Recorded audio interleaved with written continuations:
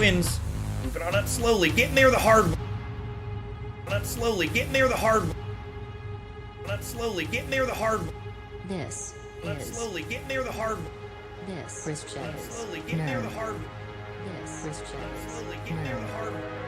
This Christian is Slowly, getting there the nerd. hard way. This Christian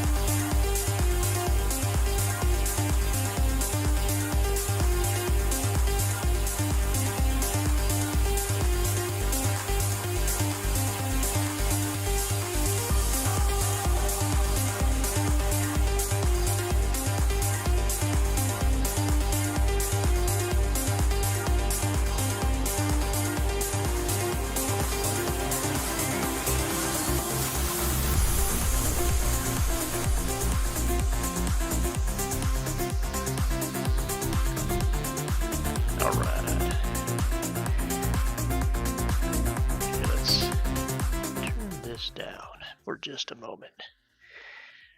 All right, guys. So welcome. For those that are already in here, hopefully we'll be getting some more jumping in here shortly.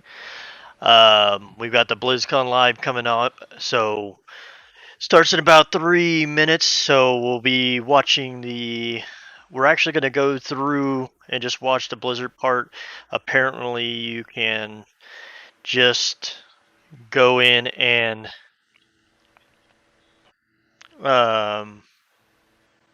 you can go in and just watch Diablo only, Hearthstone only, but just because I'll have a variety of people in here wanting to watch different things, so we'll just watch all of it all together.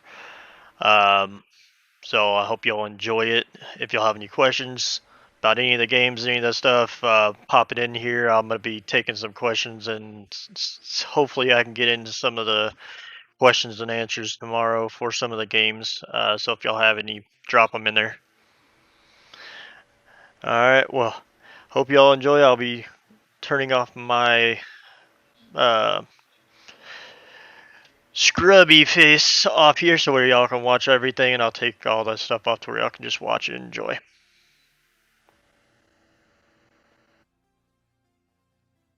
Hold on.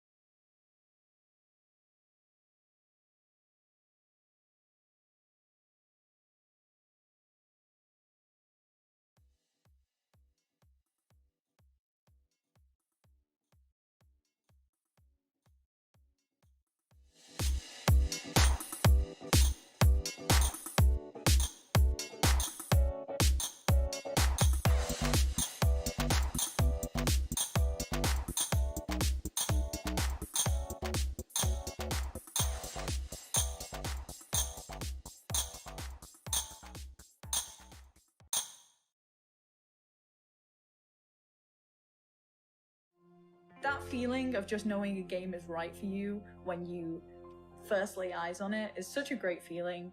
The thing that happens is you start to feel the excitement just build up. I'm thinking about it all the time, even in my sleep. Incluso a veces por una misma comunidad. Te llegas a enamorar bastantísimo. I play video games because I love stories. Experiencing worlds that you can't experience as yourself. I guess video games allow me to be what I can't. It's fiction, but it's not. And come home, log onto your PC, and disappear into a different world.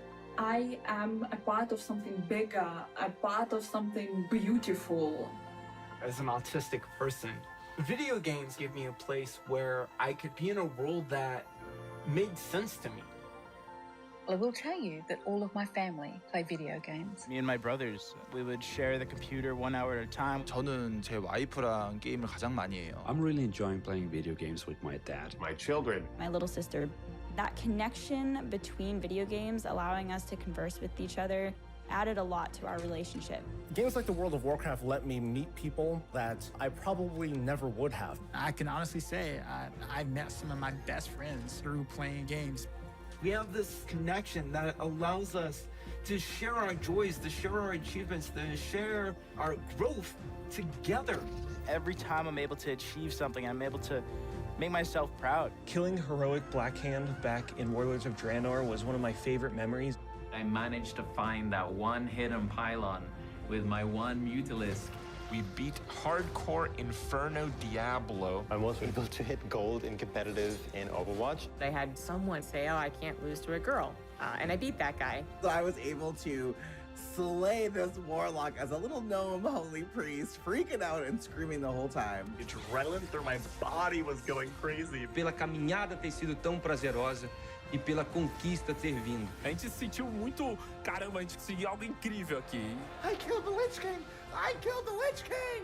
当后夺冠的时候，现场的女性工作人员，包括有些男的工作人员，他们都哭了。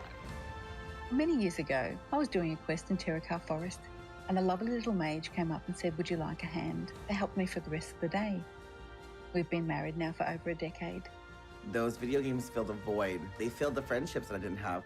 There isn't a huge LGBTQIA+ community in my city. So when I was able to play a video game, I was able to start talking with people who didn't really care that I was a gay male. But video games were my escape. When I was a teenager, my dad was diagnosed with ALS, and I looked to video games as a way to escape from that sort of reality. Everything happens for a reason, and I'm just glad video games were there for me. I'll never stop playing video games. There's no way. I imagine myself one day being an 80-year-old grandpa gamer. Playing video games has shaped me. I don't think I would be who I am today. My passion, my interest, my excitement, they belong. Video games opened for me the world. And because of that, I'm forever thankful. And I can't wait to see what the next generation holds.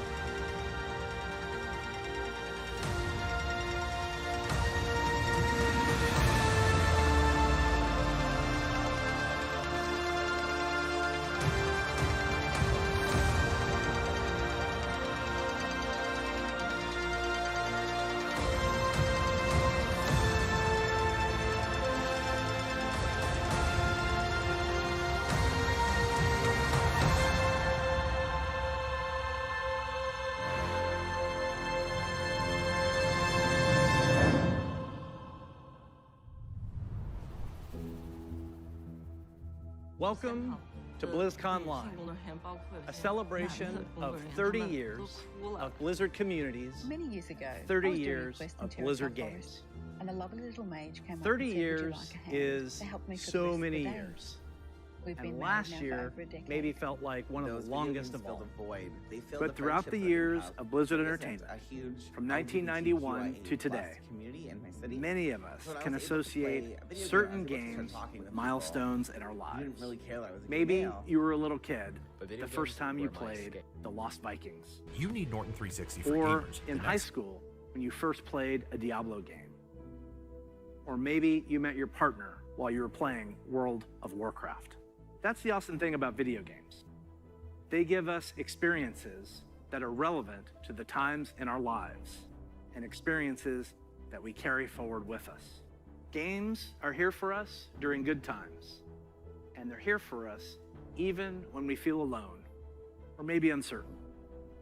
Games are coming home, familiar, comfortable, with a connection and a sense of belonging. And while many of us spent most of 2020 in our actual real-life homes, games became even more of a place to get away, to be free from outside concerns, even if just for a little while. So, this is pretty weird. Usually, when we start BlizzCon, the opening call is to my favorite Warcraft faction, the Alliance. Or my favorite faction, the Horde? I get confused. Usually, I'd be speaking to 40,000 of you in person at the Anaheim Convention Center and millions of you around the world. And usually, that would be a perfect way to celebrate. But nothing about the last year has been usual. The pandemic has been hard on everyone, and for many different reasons.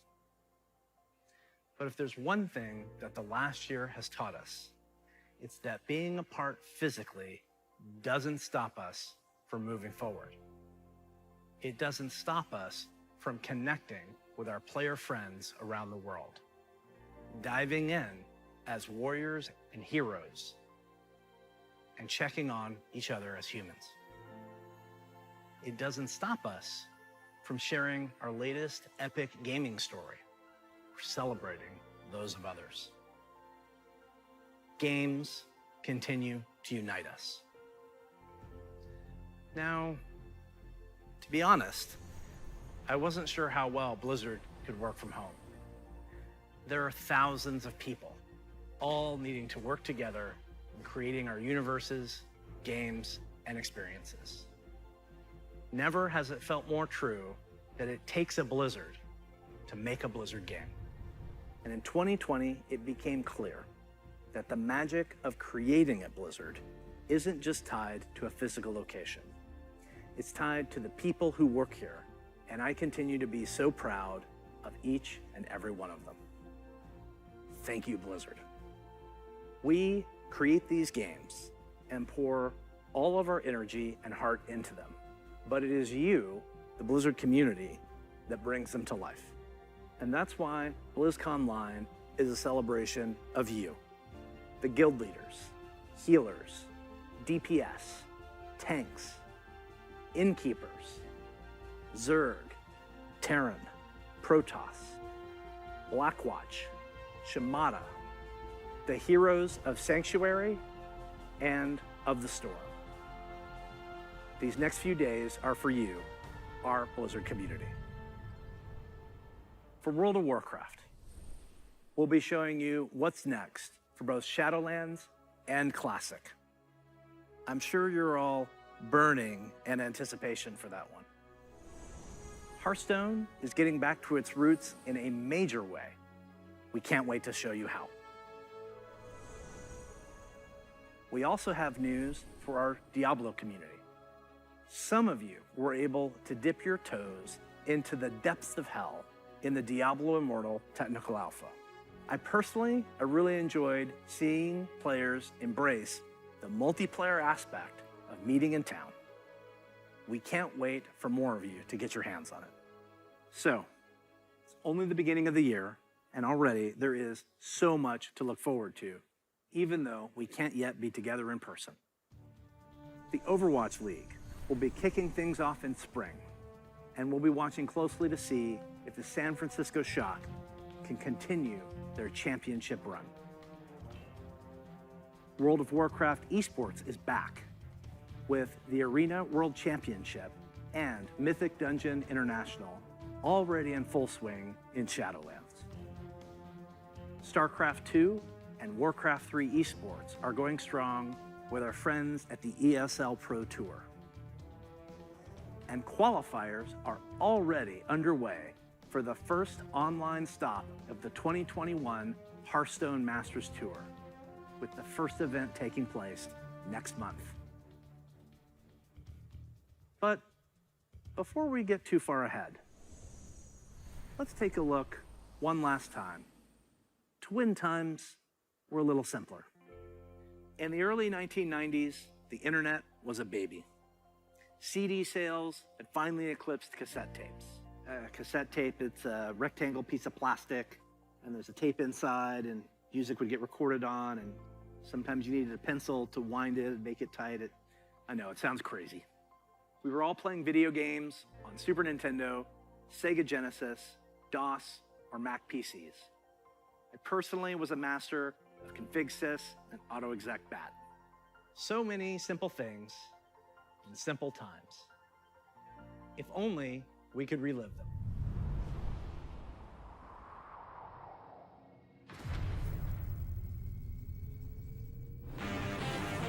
stage is set.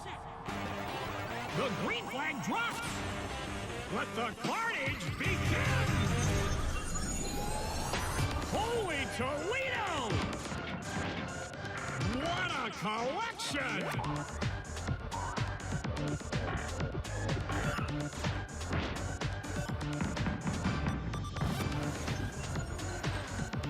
Now we're talking.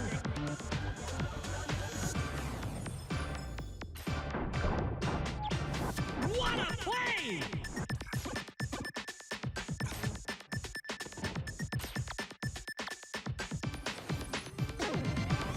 Crank up the volume!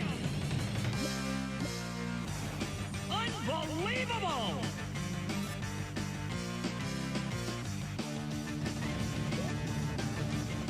Whoa!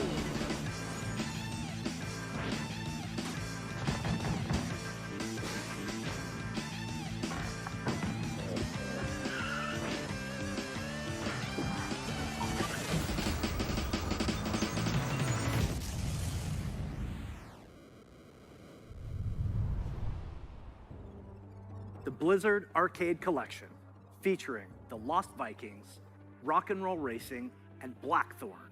These are ports of the games just as you remember them, allowing you to relive the original experience of all three titles in 13 different languages, with a couple of quality of life upgrades. As an example, we include very modern, cutting-edge functionality that wasn't available in the early 90s, both saving and loading of games. And for those of you who purchased any Blizzard Digital Anniversary Bundle via Battle.net, you'll automatically receive the Blizzard Arcade Collection on PC today. Now, you ready to hear about some other video games?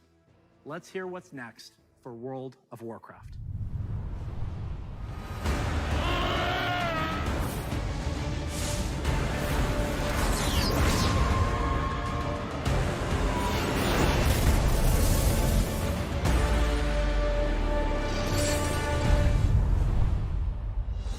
Hello, everyone. Thanks for joining us today. No matter where you are, World of Warcraft unites us all. Whether you're exploring the Shadowlands, classic Azeroth, or another part of the Blizzard universe, I'm glad you could make it, because we've got a lot of good stuff to show you. But first, let's start with some Covenant pride. Kyrian, take flight. Nightfey, let the hunt begin. Necrolords, to war! Vinthir, let's party. The world has thrown a lot at us since the last BlizzCon, and the thing that's really kept everyone going on the WoW team has been connecting with all of you. The bonds we forge with our guilds and family and friends in WoW are powerful and real. As WoW enters its 16th year and Blizzard celebrates its 30th anniversary, we're so grateful to have the most dedicated and friendly communities in gaming. Let's recap the events in Azeroth. In WoW Classic, we fought an endless battle for South Shore and Tauren Mill. We banded together to open the gates of Ahn'Qiraj and joined forces to take down Kel'Thuzad in his floating citadel of Naxxramas. In Shadowlands, we helped our Covenant recover from the Anima drought, brought on by Sire Denathrius, master of the Vinthir and traitor to the Pantheon of Death. We survived the halls of Torghast and crafted legendary gear in our efforts to expel Denathrius from his castle lair. But innocent souls are still wrongfully being sent to the Maw. They face an eternity of torment, and heroes like Anduin remain chained in its depths. The jailer continues to grow in power. He's preparing to break free from the Maw and complete his plan to unmake the entire Warcraft universe. And Sylvanas, you may be wondering what she's been up to all this time. Today, we're excited to unveil our first major content update for Shadowlands, Chains of Domination.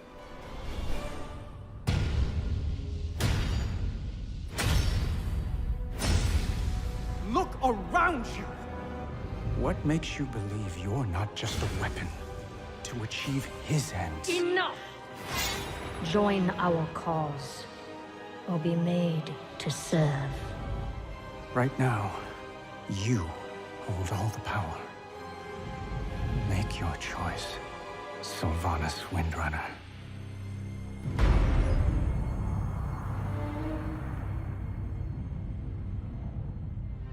Despite all our efforts, the Maw continues to grow. What if Denathrius's treachery is irreparable? The Primus is lost, and Bastion cannot save the Shadowlands alone. None of this should have happened. Perhaps the Winter Queen could. My Archon, a living soul seeks an audience. A mortal? A king. By all our measures, one who has spent his life striving for justice. One who would give anything to serve his people. One whose heart is true. Very well. He may approach.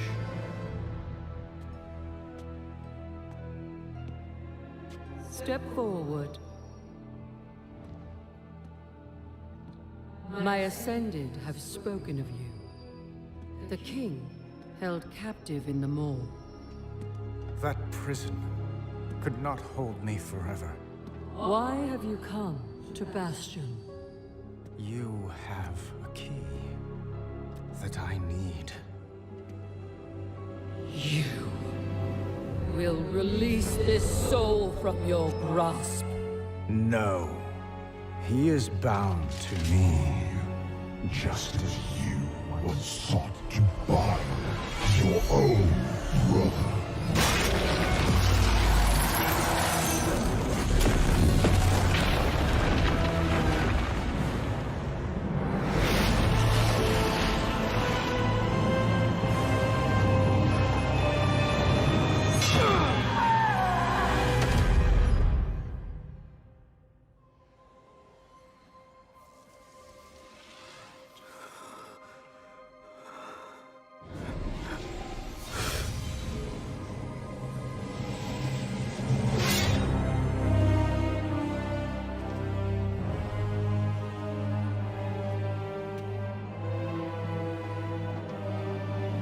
The vessel performed its part flawlessly.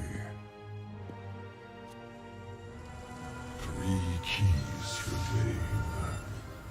Then they will see. Death was never meant to be chained.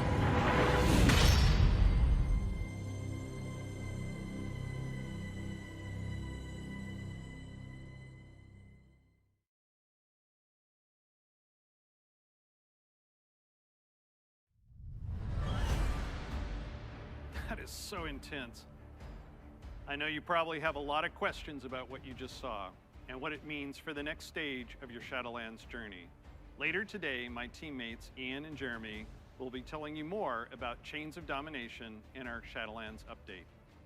Please check out the World of Warcraft channel to find out more. Next, I'm excited to share our upcoming World of Warcraft charity pet program. We've heard a lot from our community about how much they love these pets and the opportunity to give to a good cause, along with ideas to make the program even better. So during this upcoming campaign, you'll be able to donate whatever amount you wish to directly support our chosen charity. Once donations reach our goal, everyone playing World of Warcraft will get a pet for their collection as a thank you, whether you were able to contribute personally or not. And to make this a fun challenge, if we reach a stretch goal, everyone gets a second pet too. And here they are. The first pet is Bananas, literally. He was originally available to a select few back in Burning Crusade era, so we're excited to give everyone a chance to adopt him. And if we reach our stretch goal, you'll also get Daisy the Sloth. She's an all-new pet who'll hang around your neck when you need a hug. Your donations during this campaign will go to support the medical humanitarian organization Doctors Without Borders, also known by their French name, Médecins Sans Frontières, or MSF. They're an amazing group doing important work around the world. We're grateful to have such a generous community, and we hope you'll help support this worthy cause. We'll be sharing the details about the Charity Pet Program on the World of Warcraft website soon. So we've talked quite a bit about Shadowlands. Classic players, now it's your turn. It's my pleasure to hand off to my teammate, Holly Longdale. She's a longtime WoW player, a veteran MMO developer, and she's going to tell us what's in store for WoW Classic.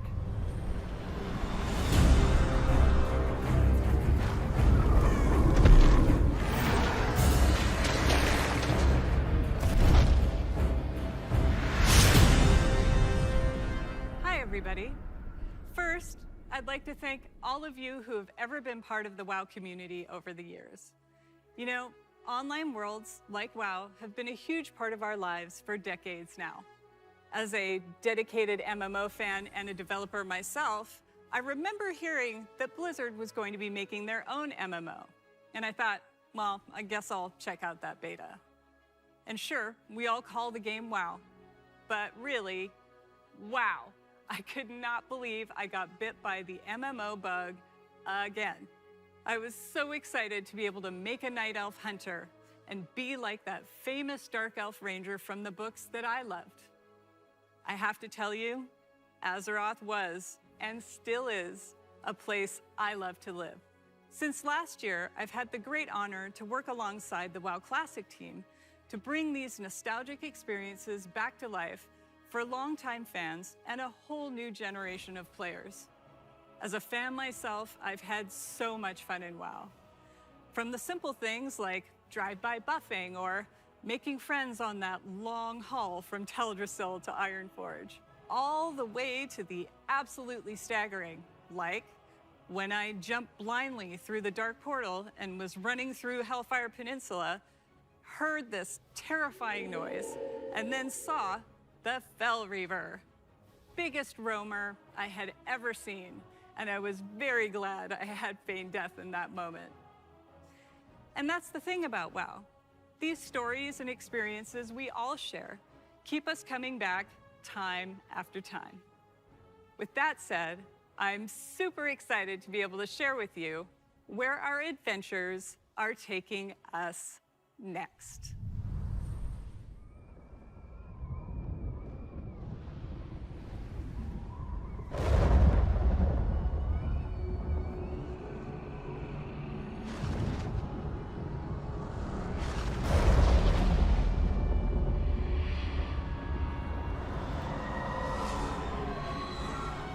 You dare enter my realm.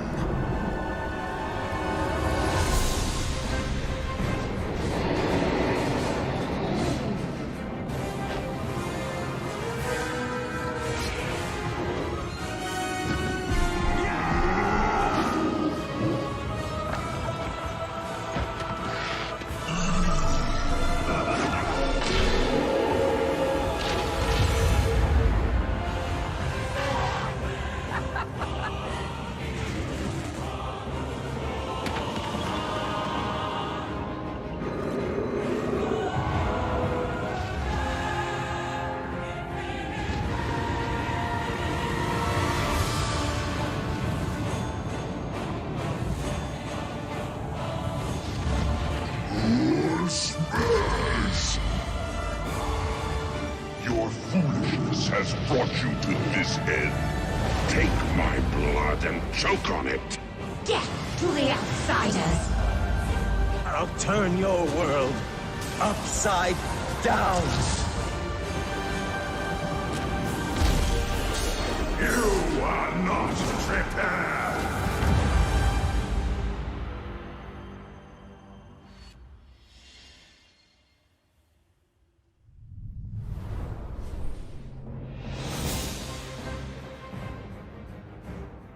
Brings back so many memories, right?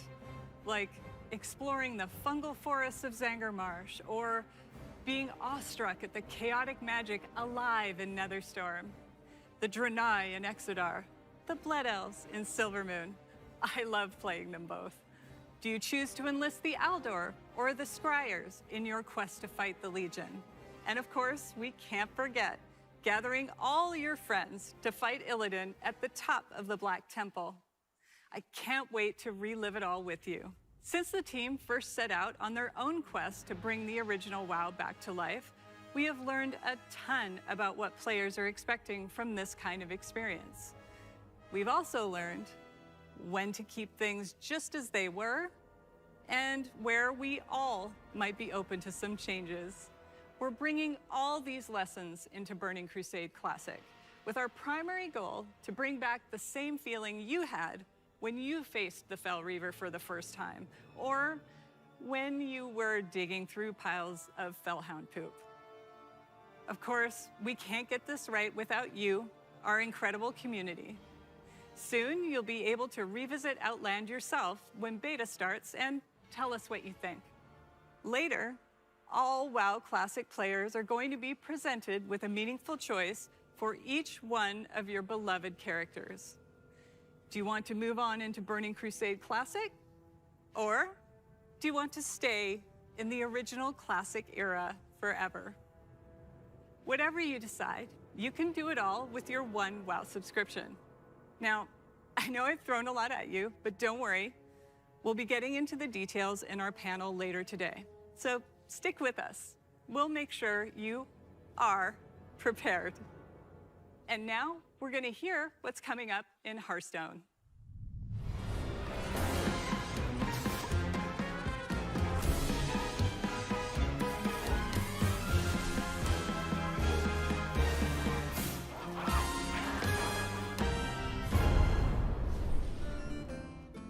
Greetings.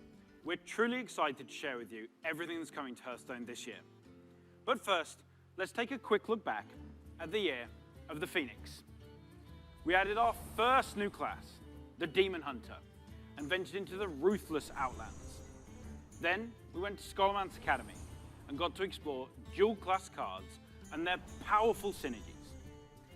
And with our third expansion of the year, we brought you Hearthstone's biggest update ever, alongside the menacing Old Gods in Madness at the Dark Moon Fair. We launched a brand new game mode, Duels, that saw more than 10 million matches on its first day.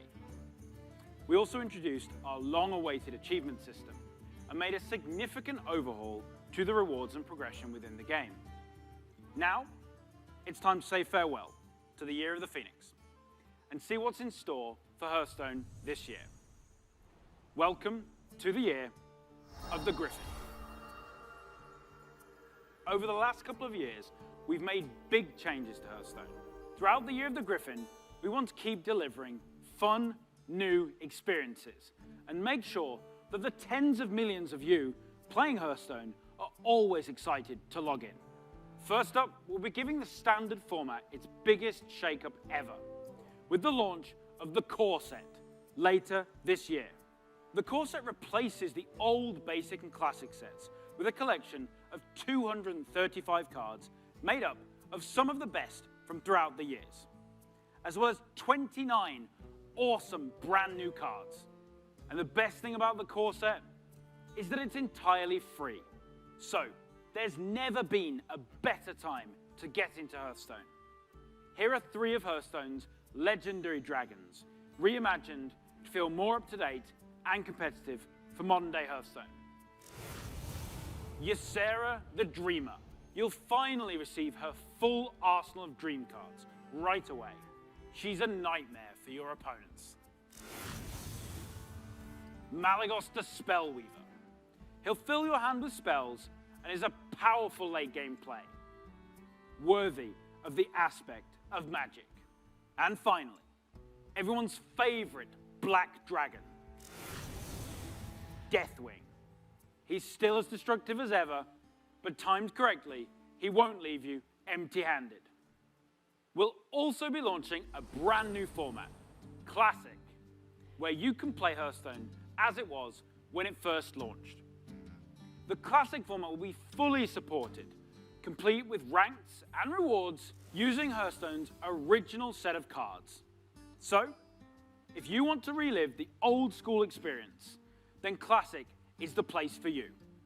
With Classic revisiting the past, now let's take a look to the future and explore the first expansion of the Year of the Griffin. For a hero of the Horde, all roads lead to the crossroads. You have come for adventure. But the Barons wants to break you. Your axe must be sharp. Your wits must be keen. And your heart must be mighty.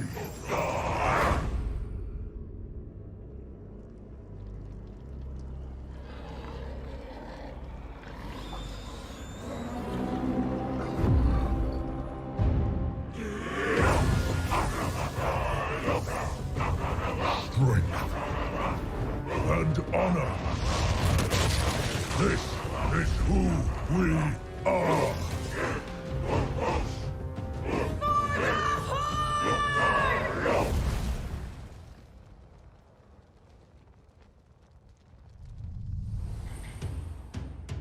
That's right. We're headed to one of Warcraft's most iconic locales, the Barrens, and we'll come face to face with the heroes that inhabit it. Starting with one of the Horde's most iconic and well-known characters, a fierce loyalist, one-time war chief that embodies the honor, loyalty, and spirituality of the Horde, Shadowhunter Vol'jin. Shadowhunter Vol'jin is a neutral legendary that allows you to either bolster your own board or weaken that of your opponents.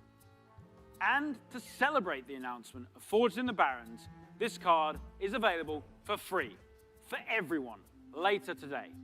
So log into Hearthstone and claim your free copy of Shadowhunter Vol'jin. And as a bonus, we're also giving away the brand new 30 Years of Blizzard card back. Next, we have another hero of the Horde who is making his first appearance in Hearthstone. The legendary Blade Master, Samuro, featuring the new keyword, Frenzy. Frenzy activates the first time a minion takes damage and survives. In Samuro's case, this can be used to clear your opponent's board.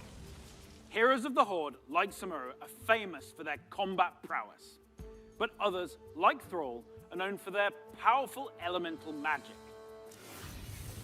Take a look at this new shaman spell, Chain Lightning. Chain Lightning is a spell in a new cycle of cards that rank up and become more powerful when you have 5 and 10 mana, ensuring that they're always useful at every stage in the game. You'll also notice that they're categorized as nature spells. With Forged in the Barrens, we'll be permanently introducing spell schools across the entire game, which enables a whole host of exciting new strategies. And don't worry, members of the Alliance will be featuring some of your most beloved heroes and locales later this year. But what I love most about the Warcraft universe is its amazing characters. And our final announcement is our most ambitious addition to Hearthstone yet. It introduces a brand new way to play with your favorite heroes. Hearthstone Mercenaries. Mercenaries features strategic RPG gameplay, where you build teams consisting of some of the most iconic heroes and villains from the Warcraft universe, including timeless characters like the infamous Sylvanas Windrunner, and Ragnaros, the elemental lord of fire. You can also expect to see some of Hearthstone's fan favorites, like the unstoppable Devilsaur, King Crush, and the ever-growing Gruul the Dragon Slayer. You'll lead them in battle through highly replayable roguelike missions, where the map is randomly generated every time you play, and each node represents a unique challenge for your team to take on. Your heroes gain levels, new abilities, equipment, and can even evolve into more powerful versions of themselves. We're thrilled to finally show you Hearthstone Mercenaries. It is scheduled to launch later this year, and we'll have more to share with you down the road. Everything you've seen today is just a taste of what's coming in the Year of the Griffin. So don't forget to tune in to our deep dive panel after the opening ceremony, where we'll share more details on the core set, the new classic format, Forged in the Barrens, and our plans for Battlegrounds and Duels, as well as our upcoming single-player content. I want to thank the team for their amazing work. And on behalf of all of us at Hearthstone, we want to thank the many millions of you who play our game. Your dedication and support is what drives us to make awesome updates and pursue ambitious and fun ideas. We can't wait to kick off the Year of the Griffin with all of you, and we hope to see you in the game soon. Next up, you'll get an update on all things Diablo.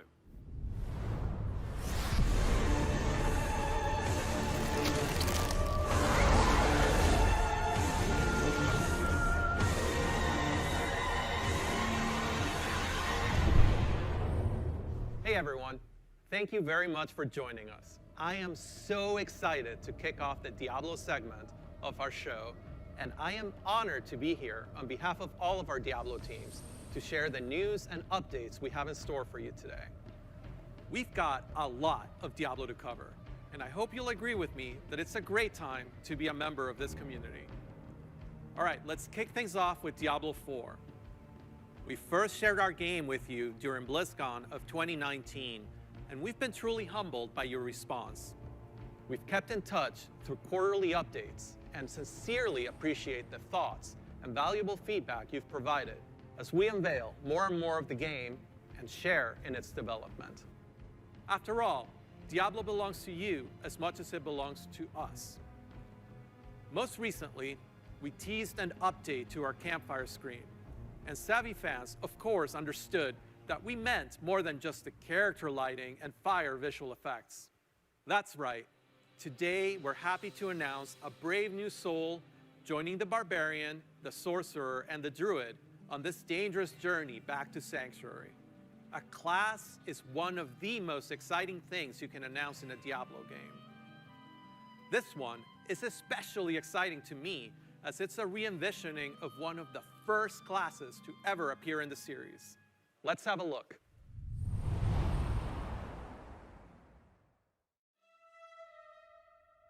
Your prayers do not fall on deaf ears. Just know they are being heard. There is justice within the light, but you have to be patient. Now, pray with me. May Akarat guide and protect me. May Akarat guide and protect me.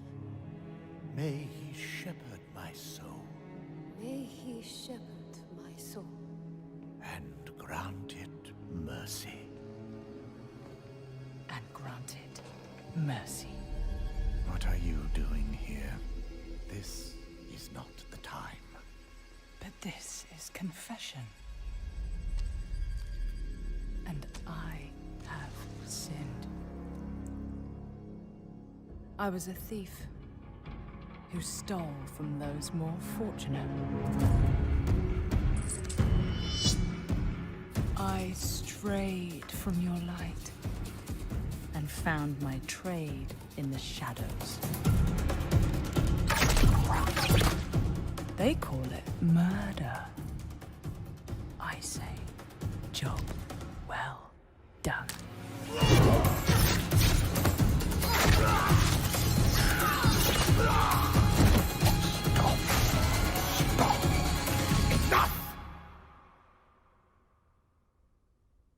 I am a thief, a heretic, a murderer, Father. Will Akarat save me? You mock our light. But those monsters were a scourge upon my flock.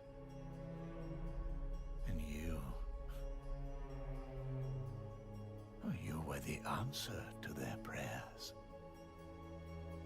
Then we are settled. And you owe me. The name you seek is... Thank the heavens for you. Heavens? I assure you, Father, the heavens didn't send me.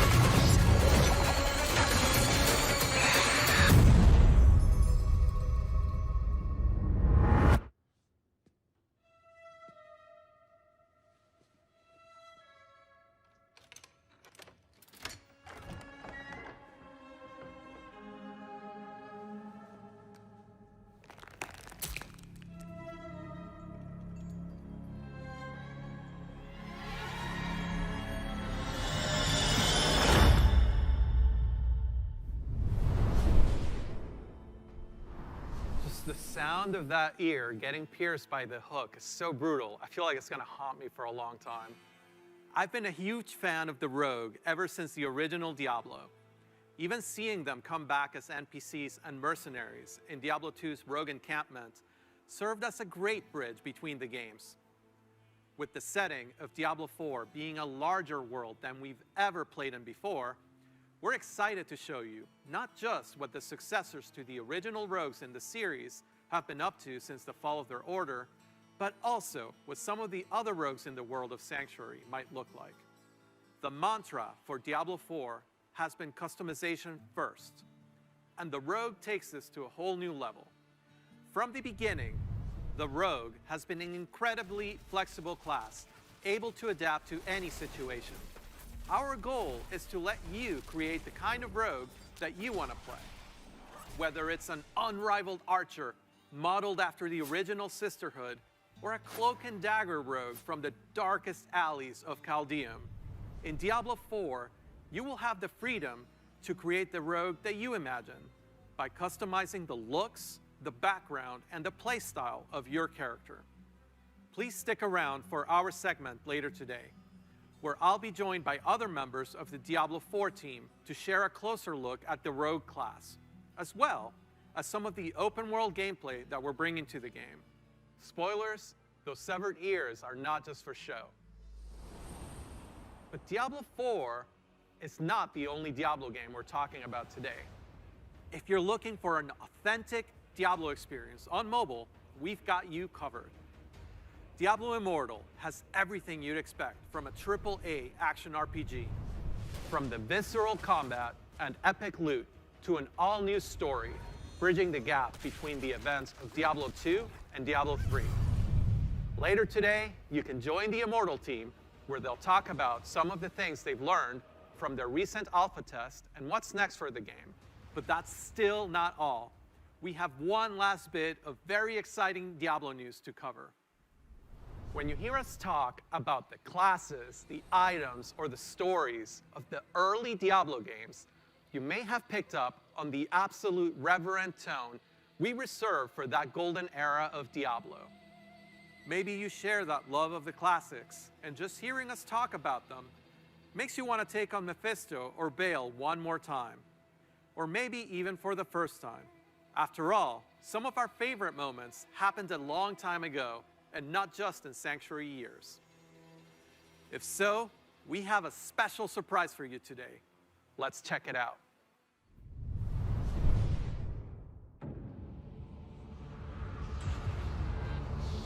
How was it not yours, the Wanderer? Now you know what I seek, Marius. Were these the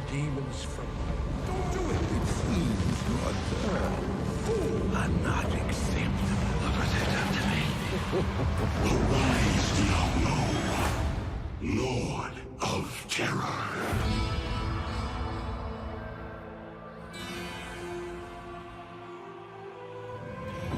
Though this be our darkest hour, it may yet be your greatest moment.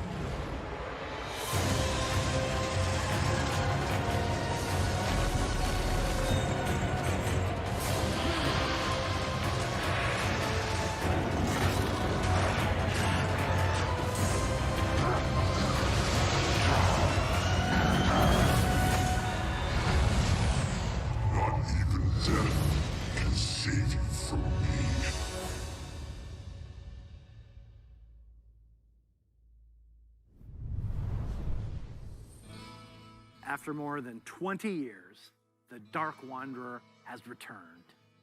And once again, he travels east, always east. Diablo 2 is a landmark game for Blizzard. Diablo 2 Resurrected is a full HD remaster of both the original game and the expansion, Lord of Destruction. It takes the 2D sprite-based classic that we love and brings it into the present in 3D, utilizing up-to-date graphical rendering and lighting technologies.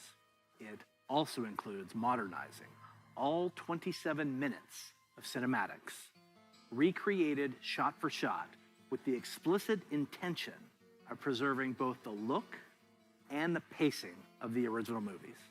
Blizzard has a long history of games that we're proud of. And when we think about Diablo 2, we think about it as a definitive pillar in our foundation. Now, it's funny to think that some of you weren't even born when D2 was released, which makes it all the more important that we deliver an authentic experience wherever you play. We want everyone to relive their memories or experience the game for the very first time on their platform of choice. And so we're excited to bring Diablo 2 Resurrected to PC and console, along with cross-progression.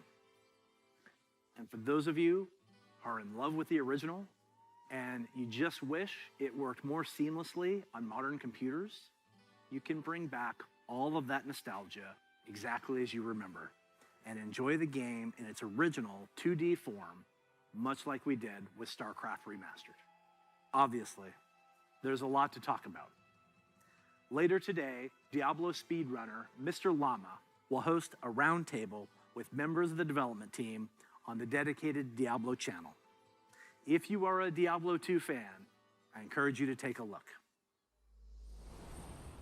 So, from Diablo 2 Resurrected, to Burning Crusade Classic, to the Blizzard Arcade Collection, it's a whole lot of looking back. And while we have teams dedicated to bringing these timeless experiences into your hands, it's actually a very small percentage of our developers working on these projects. Far more people are working on the future of Blizzard. And in addition to what we'll be talking about during the show, we can't wait to tell you even more about our plans over the course of this year and beyond. If you had asked us 30 years ago what gaming would look like today, none of us could have predicted the current Blizzard lineup of games. The advances in technology are one thing, but it's really what those advances have enabled that's even more incredible. If you think about the people who play games and the communities that have grown up around them, the way people can connect instantly, no matter where they are in the world, the way people are increasingly able to express their identity and celebrate who they are through their favorite games, communities, and platforms. The explosion of things like streaming, cosplay, and esports. It would have been hard to imagine any of that 30 years ago. And at Blizzard, that is what excites us about the next 30 years. There is so much that we're working on. And some of it you already know about. The rest, we look forward to talking to you about it when the time is right. Just like the real world, the worlds of Warcraft, Diablo, StarCraft, Heroes of the Storm, Overwatch, and Hearthstone are diverse, expansive, and full of potential. We are not only iterating on the experiences that you've come to expect from us, we're also exploring different ways to express our worlds and welcome more players from more places into them. And we aspire to continue to lead on priorities like accessibility and toxicity control, and to continue supporting causes that have a positive impact on the real world. We want to continue to bring those same feelings of joy and achievement that we all felt when we first defeated the Lich King, or beat Diablo on hardcore mode. Because when we geek out on those experiences with others, we can't help but see the similarities between us and feel what's possible when we play together. Of course, there are new Blizzard worlds that we haven't visited quite yet. And when we do finally unveil those games and experiences, our hope is that you will see in them what we do. That no matter who you are or where you're from, they are spaces where you can create new stories, forge new friendships, and make memories worthy of lasting a lifetime.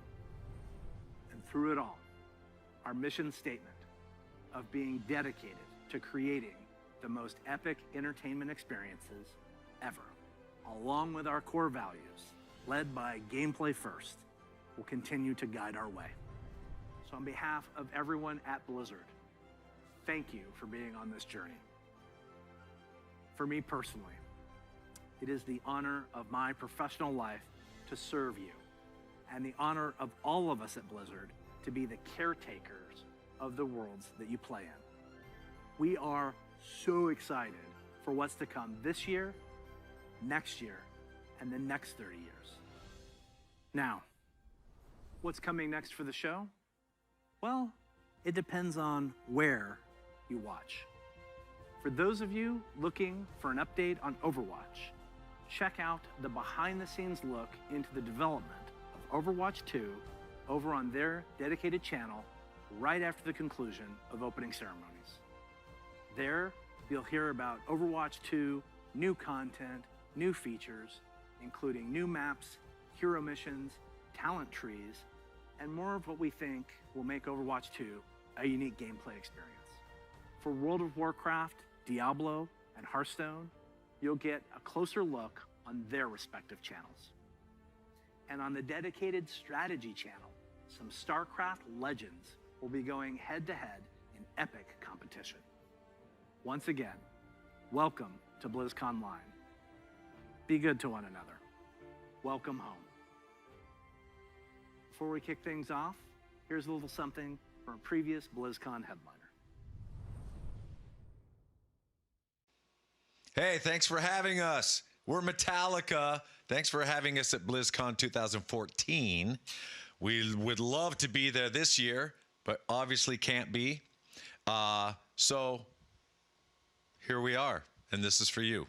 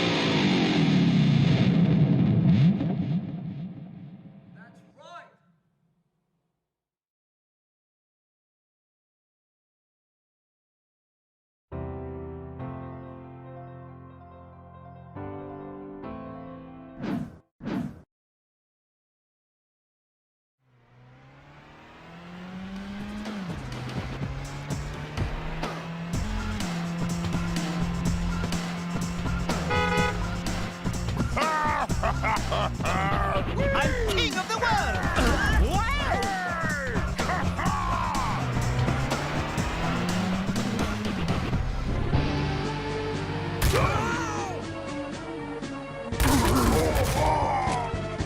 For the Horde!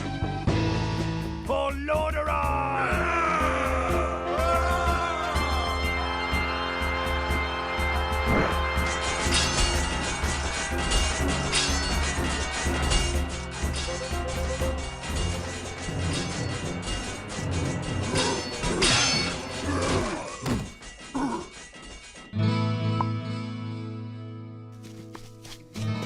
What can I do for you? What can I do for you? What can I do for you? What can I do for you? What can I do? Your death will.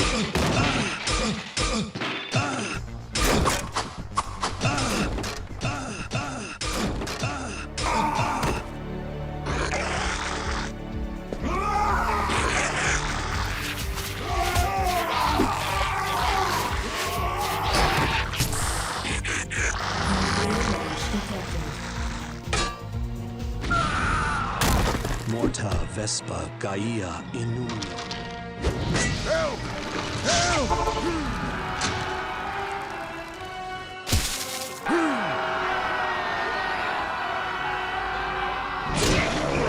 By the collar! They're the war troops, striking with great vengeance!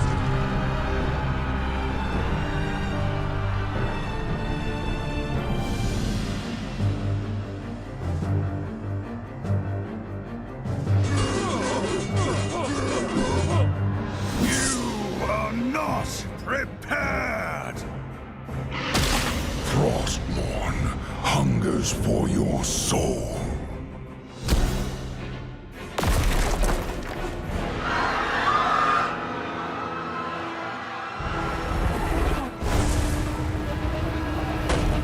Your time has come.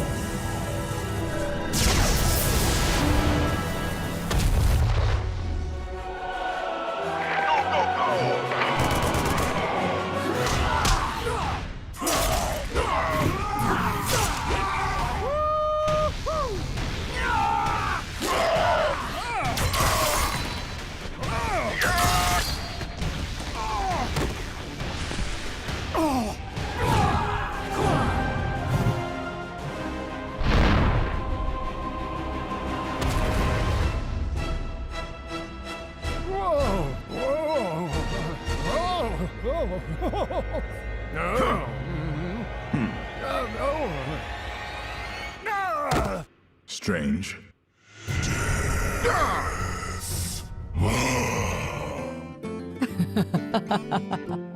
Greetings to you. Seems you're ready for the real thing.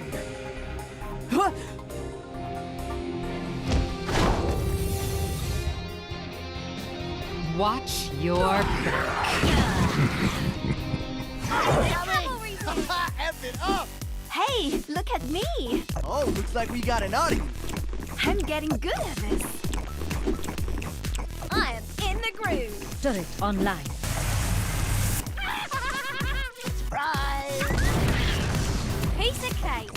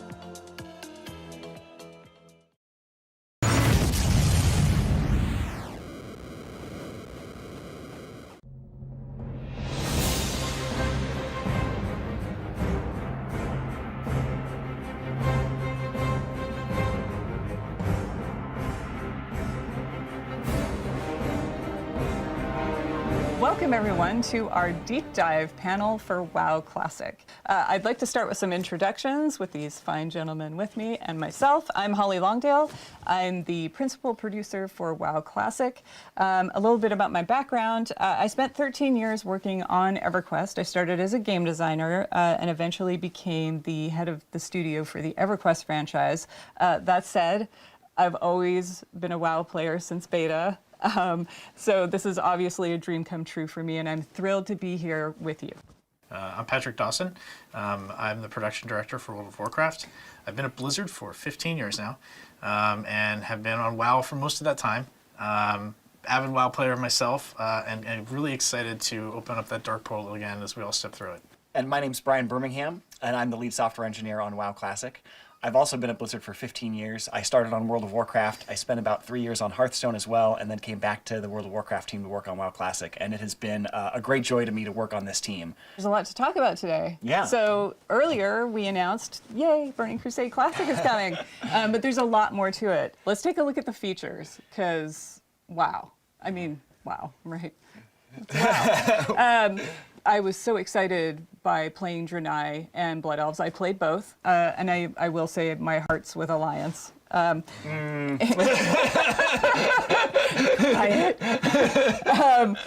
I also took up jewel crafting on my Draenei Shaman. I wanted to corner the market. Just the whole notion of having items with sockets and just exploring that whole system. I'm also a bit of a systems nerd. So I completely lost my time for weeks in there.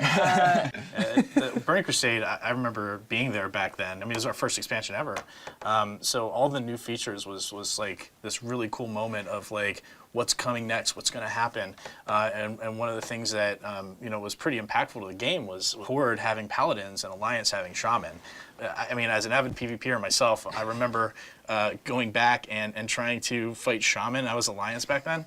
And just not understanding that class at all, because my team didn't have it. So like I try to poly them and then be like grounding totem. I didn't know what that was. And it's just like, why are Shaman immune to everything? I don't understand. That's not what you said. Yeah, no, but no, I did. No, you said they're cheating. I understood polymorph druids, but Shaman, why? Like now I started to understand Shaman a little bit better. We got some of their benefits. I actually got to see totems being placed down on my side for once, and got to see the frustration of dealing with Bubble Hearth on the other. Yeah, I remember when I was doing raids, we were always jealous of the Alliance having Paladins for Blessing of Salvation. Like people would be pulling aggro off me, and I'd be yelling at them like, "Wait for 3 Sunders!" And the Alliance is just like, "No, it's no problem. Just go." Yep. So hey, I mean, we were upset raiding like Razer Gore without Earthbind. I mean, really even the playing field for both PvE and PvP, which was kind of cool. But there were a ton of new features and just abilities with this too. As we got to level 70 and got to experience new content and new things. I remember one of my first experiences with understanding what it meant for designed by Blizzard, right? Oh, Because I was an engineer, right? I wasn't a designer. I was working on like the live ops team at the time, and you know, I was playing my class, avid player of Mage, and I sent this long email to Tom Chilton saying like, hey, you know, here's what Mage needs. The Dawson Manifesto. So it was a well thought out forum post. And what was in it was things like bring back invisibility, let's get a threat dump in the class. And I didn't even necessarily tie those two together, but he was like, that's a pretty good idea, let's give mages invisibility. And just knowing that skill was coming along with some other new stuff for mages like the Molten Armor, the Ice Lances, was just really cool to see all this new stuff in Burning Crusade. On the other side of that, I was really excited about Spell Reflect because I was really frustrated getting polymorphed and being able to like reflect that back on the mage. As a mage, I was not excited for you to get I bet you weren't. And there were even some PvE encounters that that had abilities that you could reflect back. So I remember that was really fun to kind of find ways to time that and use it as a defensive ability as well. I was a hunter. Mm-hmm. I'm a hunter now, also a hunter. actually. Yeah, I've switched. But I remember just chasing Beastmaster and just DPS. Yep. That was it. That was the chase, yeah. Talking about that too makes me think of like the arenas and the arena system.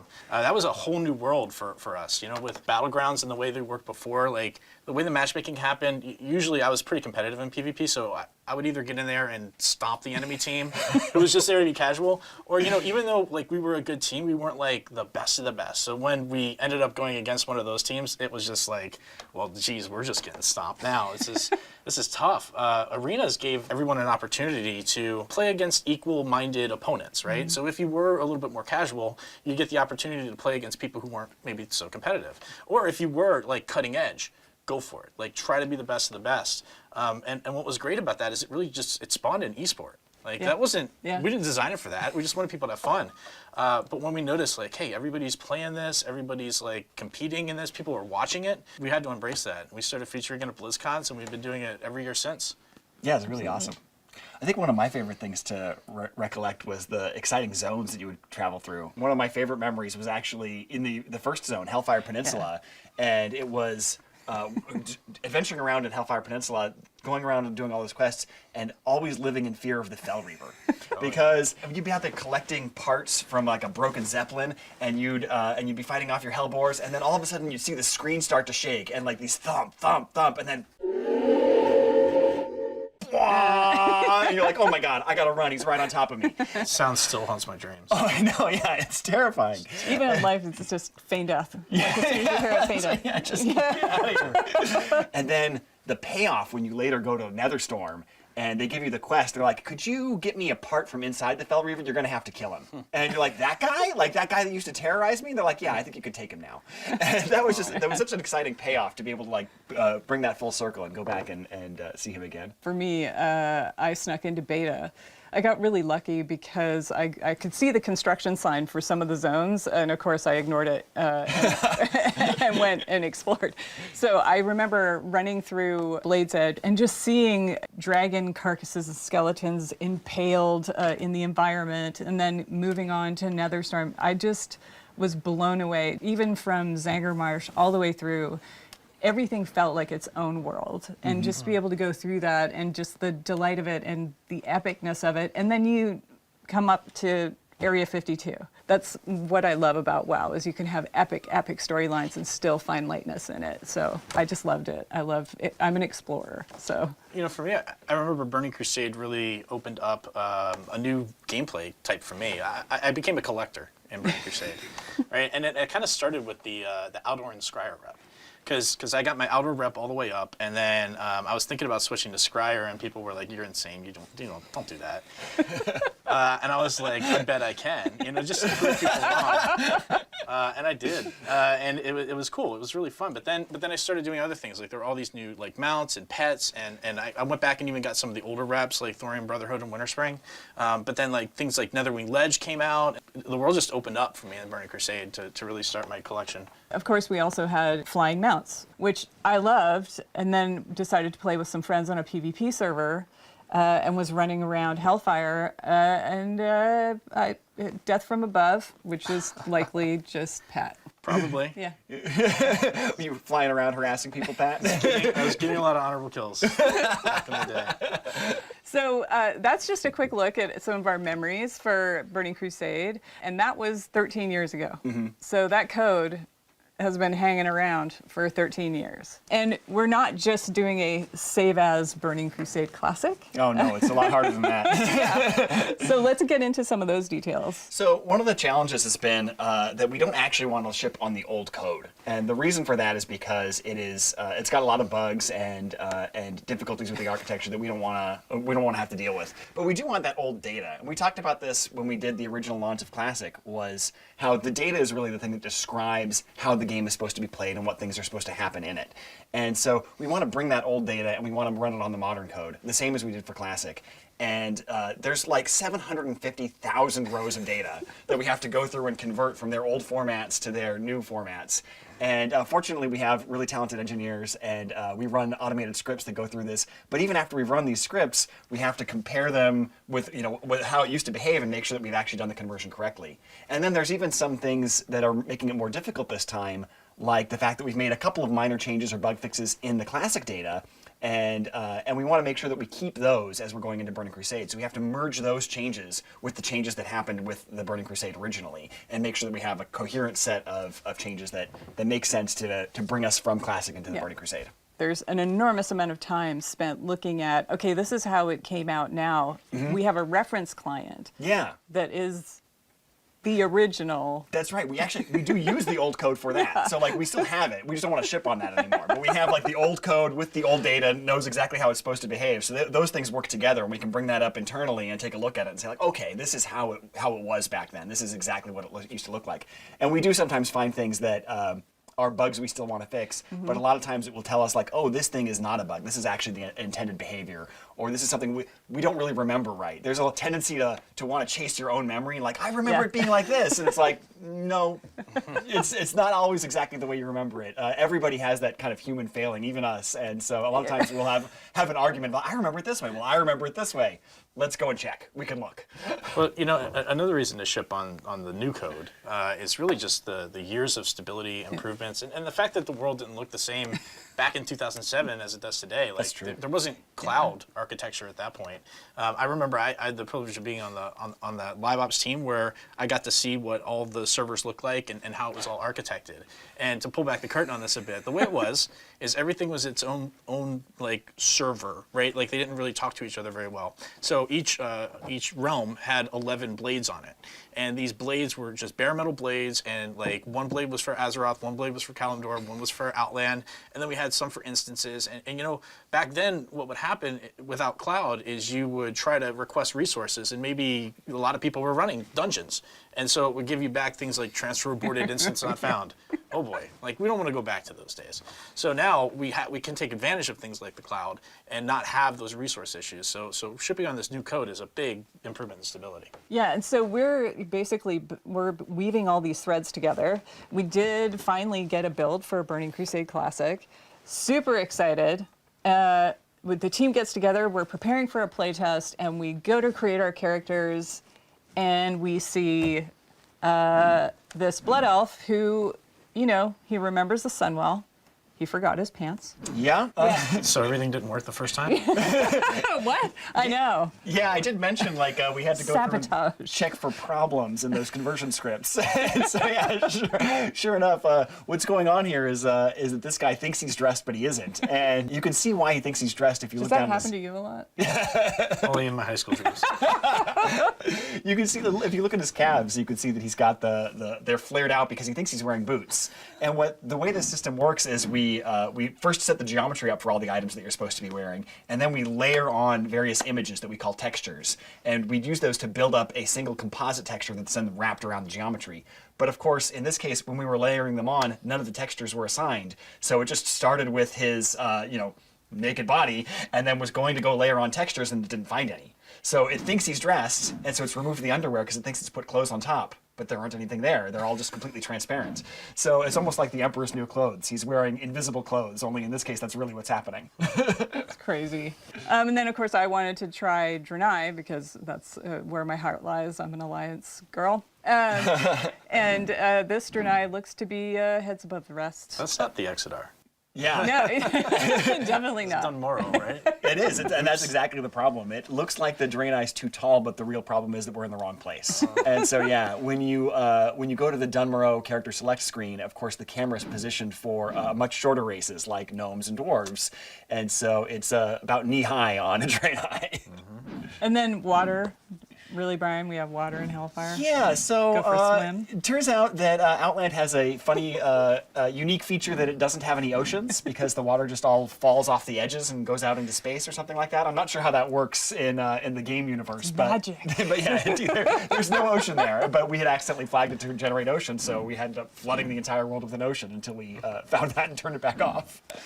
So through all of these processes, yes, we're obviously we're fixing what is broken. But also we thought it was a good time to start enacting what we call #some changes to gameplay and how things should work. Yeah, I mean, when you think about it, like Classic, our guiding principle was no changes. The goal was to provide as true-to-life, authentic experience of Classic that we possibly could for the community, and we accomplished that. What was interesting to me is to see this vibrant community that embraced it and then said, hey, but we're not exactly the same as we were 15 years ago, right? And they're right. Like, the times have changed. The world has changed. And so some of those things that maybe were out there that were not great and were warts back in the day is not something that we would want to ship again. Like something that feels a little buggy or wrong or incorrect. So the idea behind this is let's provide what the Burning Crusade experience was without those warts. And this really, I think, illustrates the difference is spell batching. We actually had a lot of requests originally for spell batching in that kind of no changes charge, where they said, hey, I remember when I used to be able to have two mages polymorph one another, and they would both end up polymorphed. And that's cute and fun, and I kind of like that. And so we said, okay, well, we can put that back in. But the system that causes that is, of course, that the spells are batched up and processed in these giant batches. But over the last 2 years, people realized that what that comes with is about a half a second of kind of built-in latency, where you push a button and it doesn't actually take effect for that half a second while it's waiting to queue up the other ones to go with it. And people were starting to find that frustrating. I talked to a lot of people who said they were excited about it when it first came out with Classic, but after they've been playing with it for 2 years, they're really ready to see it go, and we're ready to take it out too. So we're going to remove spell batching with Burning Crusade. That's definitely great, because I remember like every 2 weeks I get a bug report, Vanish is broken again. And it was because of stuff like this, right? Like if you vanish at the same time a fireball's hitting you, it's going to pop you out, right? Exactly. Like, and so we were trying to do all these hacky solutions to it, but the real answer is just don't spell batch. Yeah. But we didn't have the ability to do that then, so glad we're doing it now. Yeah. You know, another one that I can think of is just how the raiding community has matured, right? Like things were very different back in 2004, 2005 timelines compared to today. So, you know, the raiding community knows exactly what's going on, and they want a challenge. They want more of a challenge. So, you know, rather than always giving them like the last version of the boss, the final form of the boss, which maybe has been hit with a few nerfs, let's not do that anymore. Let's give them a more challenging version of the boss. Like, I'll give you an example of like Muru. Right, where the initial version of that boss had a lot of spell pushback, and so like that made it really tough to bring casting classes to that fight. We did fix that pretty quickly and change the fight to allow for that. Now that's a change we probably would incorporate in this, right? Like we don't want people to feel excluded or not part of being able to do a fight like that. But then probably a month or so after that, we nerfed Muru's health. That doesn't need to happen. Let's just keep it in the hard form. We can evaluate any changes we need to make after that, but yeah, it won't just be like, hey, final form, we're not even going to look at it. Let's call it a day. So. Yeah. So how did your mage handle the pushback? I just was sad. It feels personal, yeah. No, I was the raid leader, so I got to choose who went. But the one mage allowed to go. that was honestly, that's one of my favorite fights ever in World of Warcraft. That was a really, really fun fight. That's awesome. Another change that we're talking about making is along the lines of that PvP balance and faction balance is, you know, obviously with Burning Crusade, paladins are introduced to the Horde and shamans are introduced to the Alliance, and that was intended to be a balancing of the factions and let's make them even. And then they wanted to kind of keep a little bit of flavor of that faction identity, so they kept Seal of Blood on the Horde and Seal of Vengeance on the Alliance. It was intended to be equivalent power abilities that were just slightly different in flavor, but in retrospect, Seal of Blood was just so much better.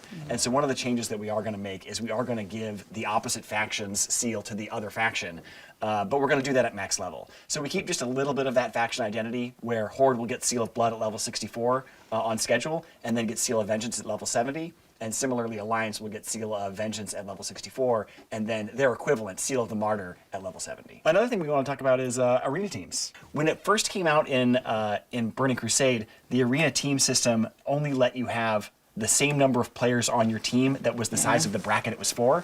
So, for example, a 3v3 team could only have 3 players on the team. So if someone was like sick or unavailable one night, you couldn't play. And that felt really frustrating. So we're definitely going to go with like the last version of that, where you could have twice the size of the bracket on your team roster, so that you had alternates you could swap in and out. And then that way, as long as anybody had participated in, I think, 30% of the matches, then they got the full credit for the week of participation. Is that when we did personal ratings versus team ratings? I think that came later, and we're also considering whether or not we want to do something with that as well. Because another thing that was problematic about arenas was the way that the ELO system was so inflationary. And so we're talking about whether or not we want to move forward with converting that to something more like the modern MMR system, so that it isn't as punishing to people in terms of like waiting hours for a match at the highest levels and things like that.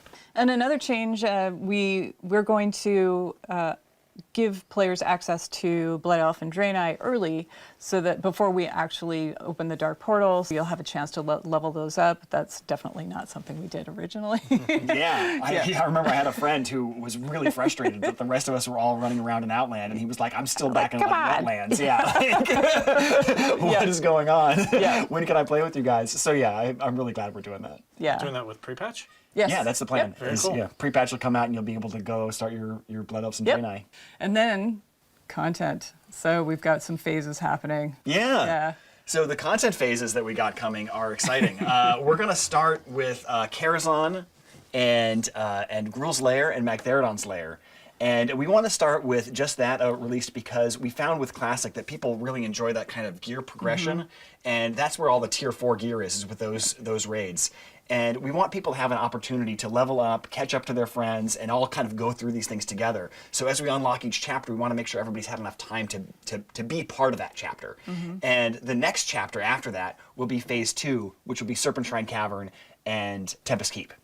Then next we move on to Phase 3, which is Hyjal and the Black Temple.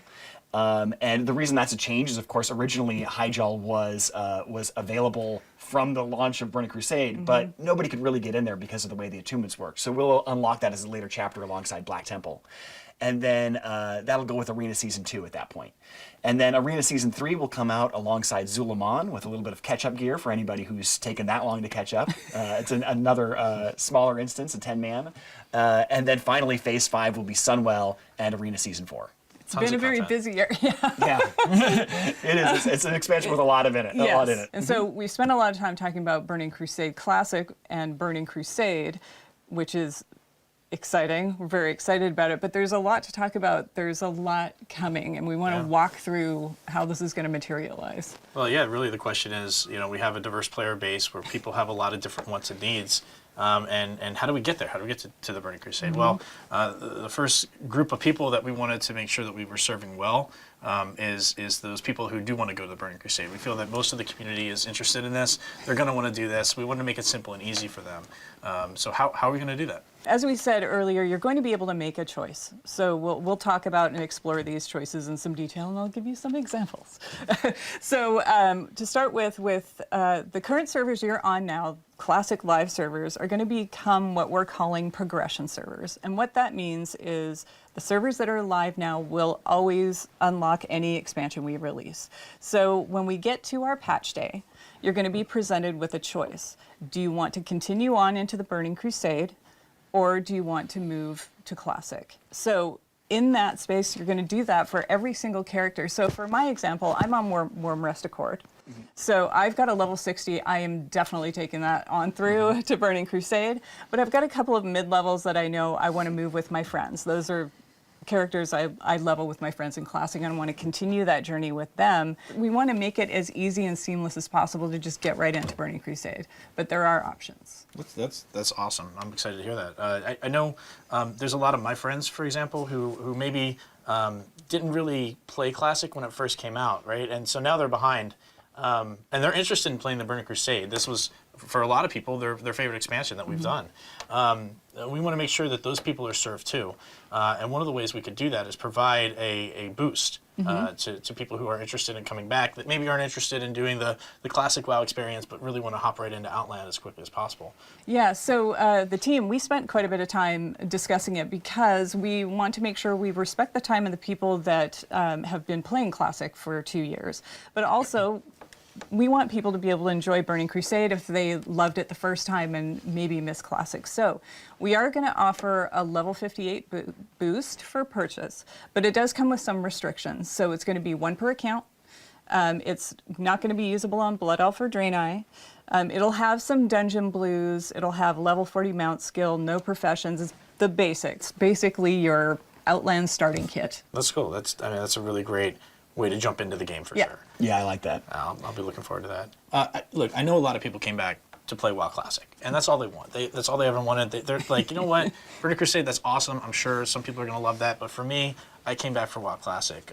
What do they get to do? What's their options? Yeah, that was really important for us too. Yeah. So we had all sat down and discussed like how we should frame this. So when we get to our patch day, which is prior to the Dark Portal opening, when I said before, like, I'll go back to my example for Worm Rest, we will be launching Classic Era Realms at the same time as we do our patch, and you will have that choice. So when you make the choice to go to Burning Crusade Classic, or you make the choice, like on my example, my level 40 Druid, I want to move that character to Classic Era. And what Classic Era means is that those particular servers are going to stay in that era forever. So that is going to remain Classic till the end of time. It's never going to unlock expansions.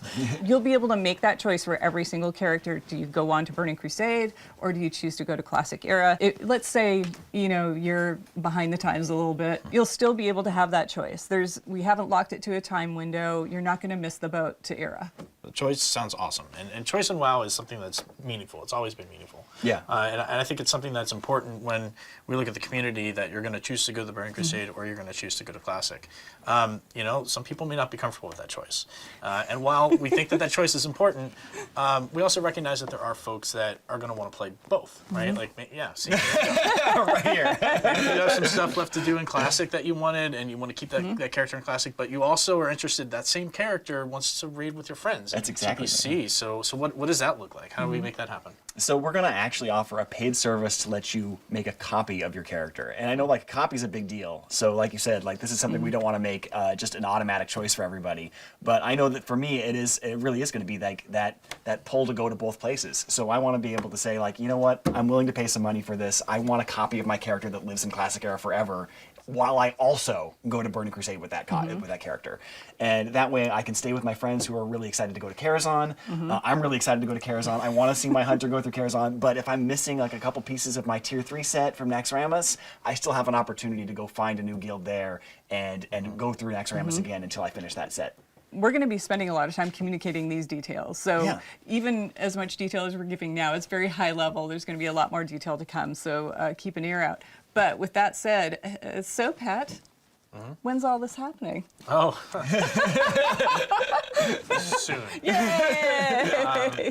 So yeah, this is something that, you know, is important to get. People are still playing through Naxxramas. We want to make sure that they have enough time to do that. But what we are looking at, this will be happening in 2021. For sure, we are committed to doing that. And what we're looking at is starting the beta rather soon. So hopefully that beta will go up and we'll get that running. The community can come and participate, help us out. We'll start to hear some feedback on the things we've talked about today. If there's any adjustments we need to make, we want to make sure we have a long enough beta period for that to happen.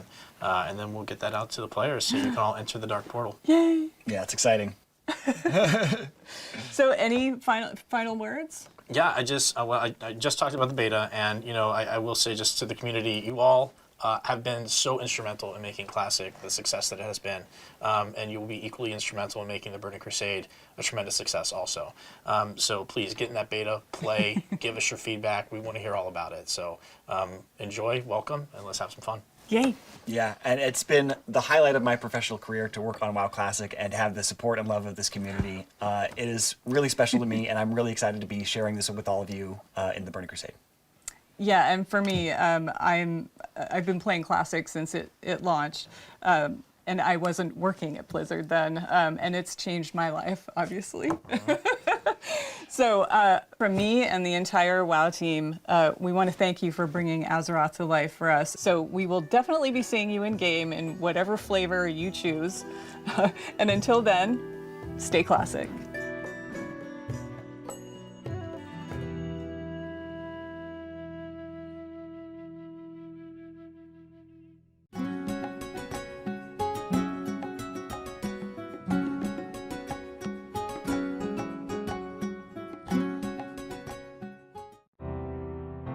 Dolby is a proud partner of Blizzcon Online. Watch Shock vs. the World in Dolby Vision and Dolby Atmos, only in the Dolby Access app.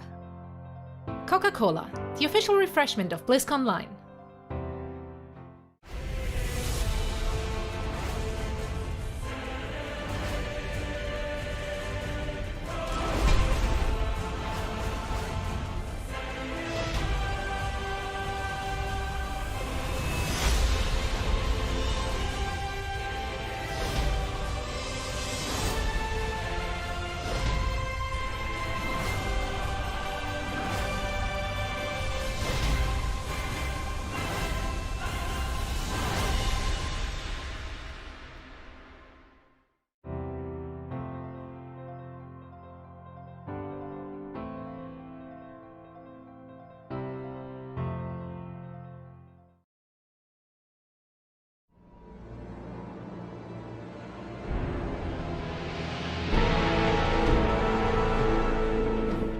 Ever since we announced Diablo 4 at last BlizzCon 2019, we've been sharing updates with you guys through our blog, whether it's items, skills, zones, even user interface updates, and you guys seem to have really enjoyed that. Today, to mark the special occasion of BlizzCon Online on Blizzard's 30th anniversary, rather than doing a blog, we're actually going to share lots of video, introduce a new class like we saw in opening ceremonies, and also cover some open world topics, including mounts, camps, and PvP. Yeah, this is like the ultimate blog post, right? We get to actually hand deliver it. This is the dream. It's all finally out there, and we can talk about all of it.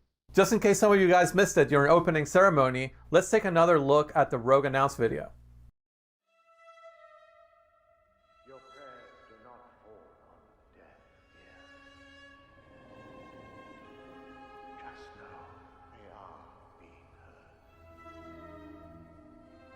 There is justice within the light, but you have to be patient. Now, pray with me. May Akarat guide and protect me. May Akarat guide and protect me. May he shepherd my soul May he shepherd my soul and grant it mercy. And granted mercy. What are you doing here? This is not the time. But this is confession. And I have sinned. I was a thief who stole from those more fortunate. I strayed from your light and found my trade in the shadows. They call it murder. I say, job well done.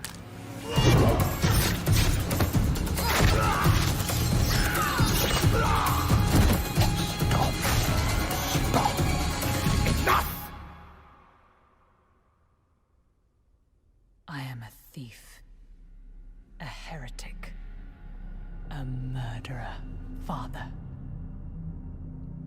Will Akarat save me? You mock our light. But those monsters were a scourge upon my flock.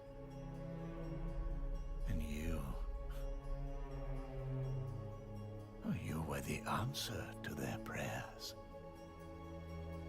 Then we are settled. And you owe me. The name you seek is...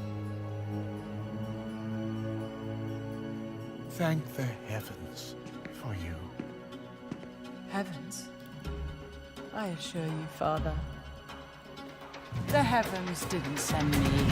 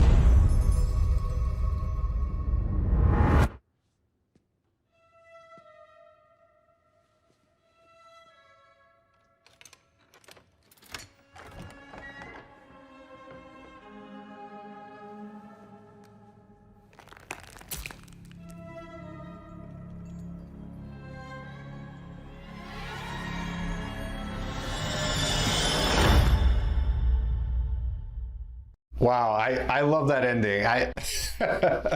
There's two things. There's the rain of arrows off the mount for the win, and then when that guy takes the ear and he stretches it onto that hook right at the end, it's like, oh.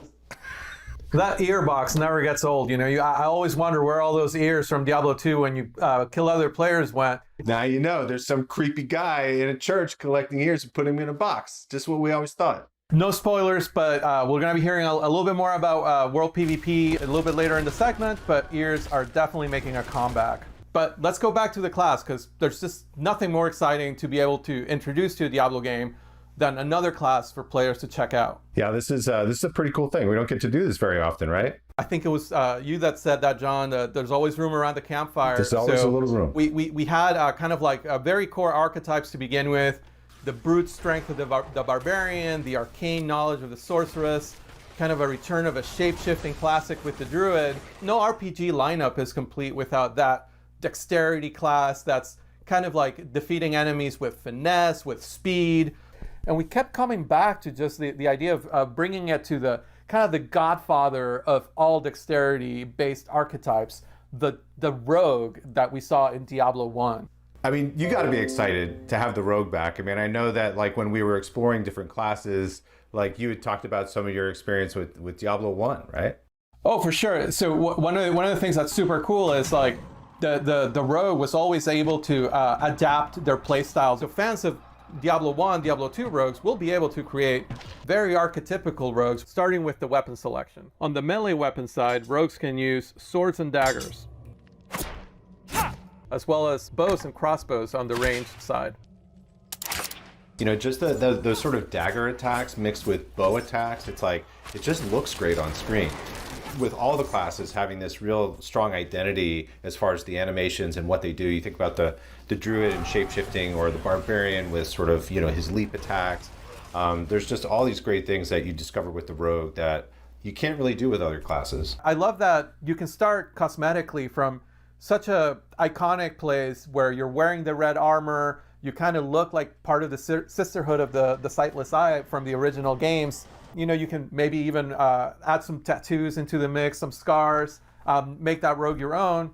Or if your fantasy of the rogue is a more traditional RPG outlaw, you're definitely able to create that and put on your kind of hood and half mask and be more of a shadowy character. Yeah, and the character customization, you kind of mentioned it, being able to craft that, you know, the class of your dreams or your nightmares. It was a feature that I was honestly super nervous about when we started, because we've never had this in a Diablo game. But seeing where it is now, it's one of those things that like I'm super excited about with where we're at. There's just a lot of creativity and fun looks, and you can be that you know, tattooed criminal outlaw, or you can be a more noble looking kind of, you know, sort of like thief with good morals. Well, one of the things that we kind of kept running with beyond just the cosmetics was customization.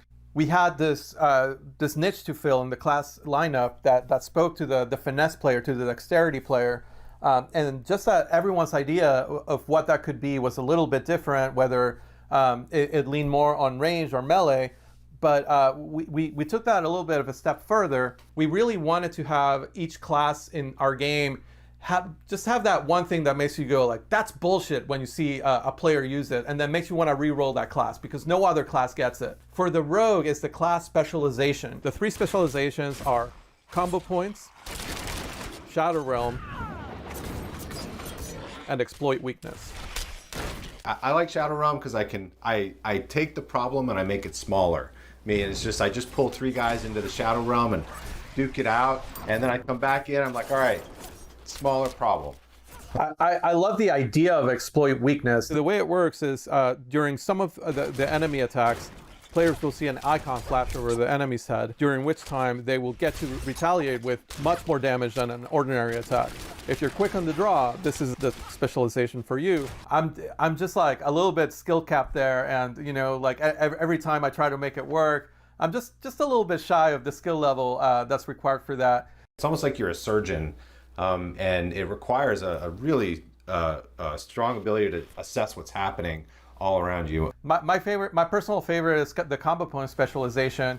As you might expect, this ability lets you build multiple combo points, which enhance your spender's effectiveness in combat. It basically, you just like get into this rhythm of combat of like 3 builders to a spender, lets you build up to these big moments. It almost makes like a rhythm game out of combat, which I really enjoy. And the way the class specializations work is you will work with one of the world groups of rogues around the world in Sanctuary that you will find and do class-specific quests that no other class can do. Whether it's the Sisterhood of the Sightless Eye, the remnants of that order that you choose to work with, or the mercenaries of Kyrgyzstan, or the outlaw smugglers of the swamps of Hawazar, depending maybe on what speaks to your class fantasy, or depending on which specialization speaks to you or you find more powerful, you'll be able to complete that quest line and then activate that specialization, which then you can mix and match with any of the playstyles. So you could be a combo points, ranged, or melee player, but you could also be an exploit weakness, range, or melee, or hybrid player. It just gives the class such huge variety in builds and playstyles. I love how that ties into the open world aspect. You know, the ability to go to Kyrgyzstan or Hawazar and get these special quests that only the rogue can get. That touches on one of the things that I love that we've done, which is like connecting the weapons and equipment to regions. When you're exploring the world and you pick up a sword in Kyrgyzstan, it's a scimitar, right? If you're up in Skazglan, which is up in the north, it's more of like a broadsword. You know, it's this sort of like this, it's a subtle thing, but I think it really, you know, different armors that you get in different regions look like they're from the place. And so giving that sense of place in the world is something that I every time I play the game, I feel it, I see it in just like subtle ways, and just really enhances the overall sense of immersion and experience. And I just want to see what's around the corner. The weapons are also like, going back all the way to Diablo 2, just such an integral part of the class, and the ability to augment your weapon through magic, through enhancements, is just something that really spoke to us when we try to tap into the core of the class. Going back to those mercenaries that you could hire, it was always kind of cool to see what kind of special arrow shot they would come with. And it's something we paid homage to with the imbue system.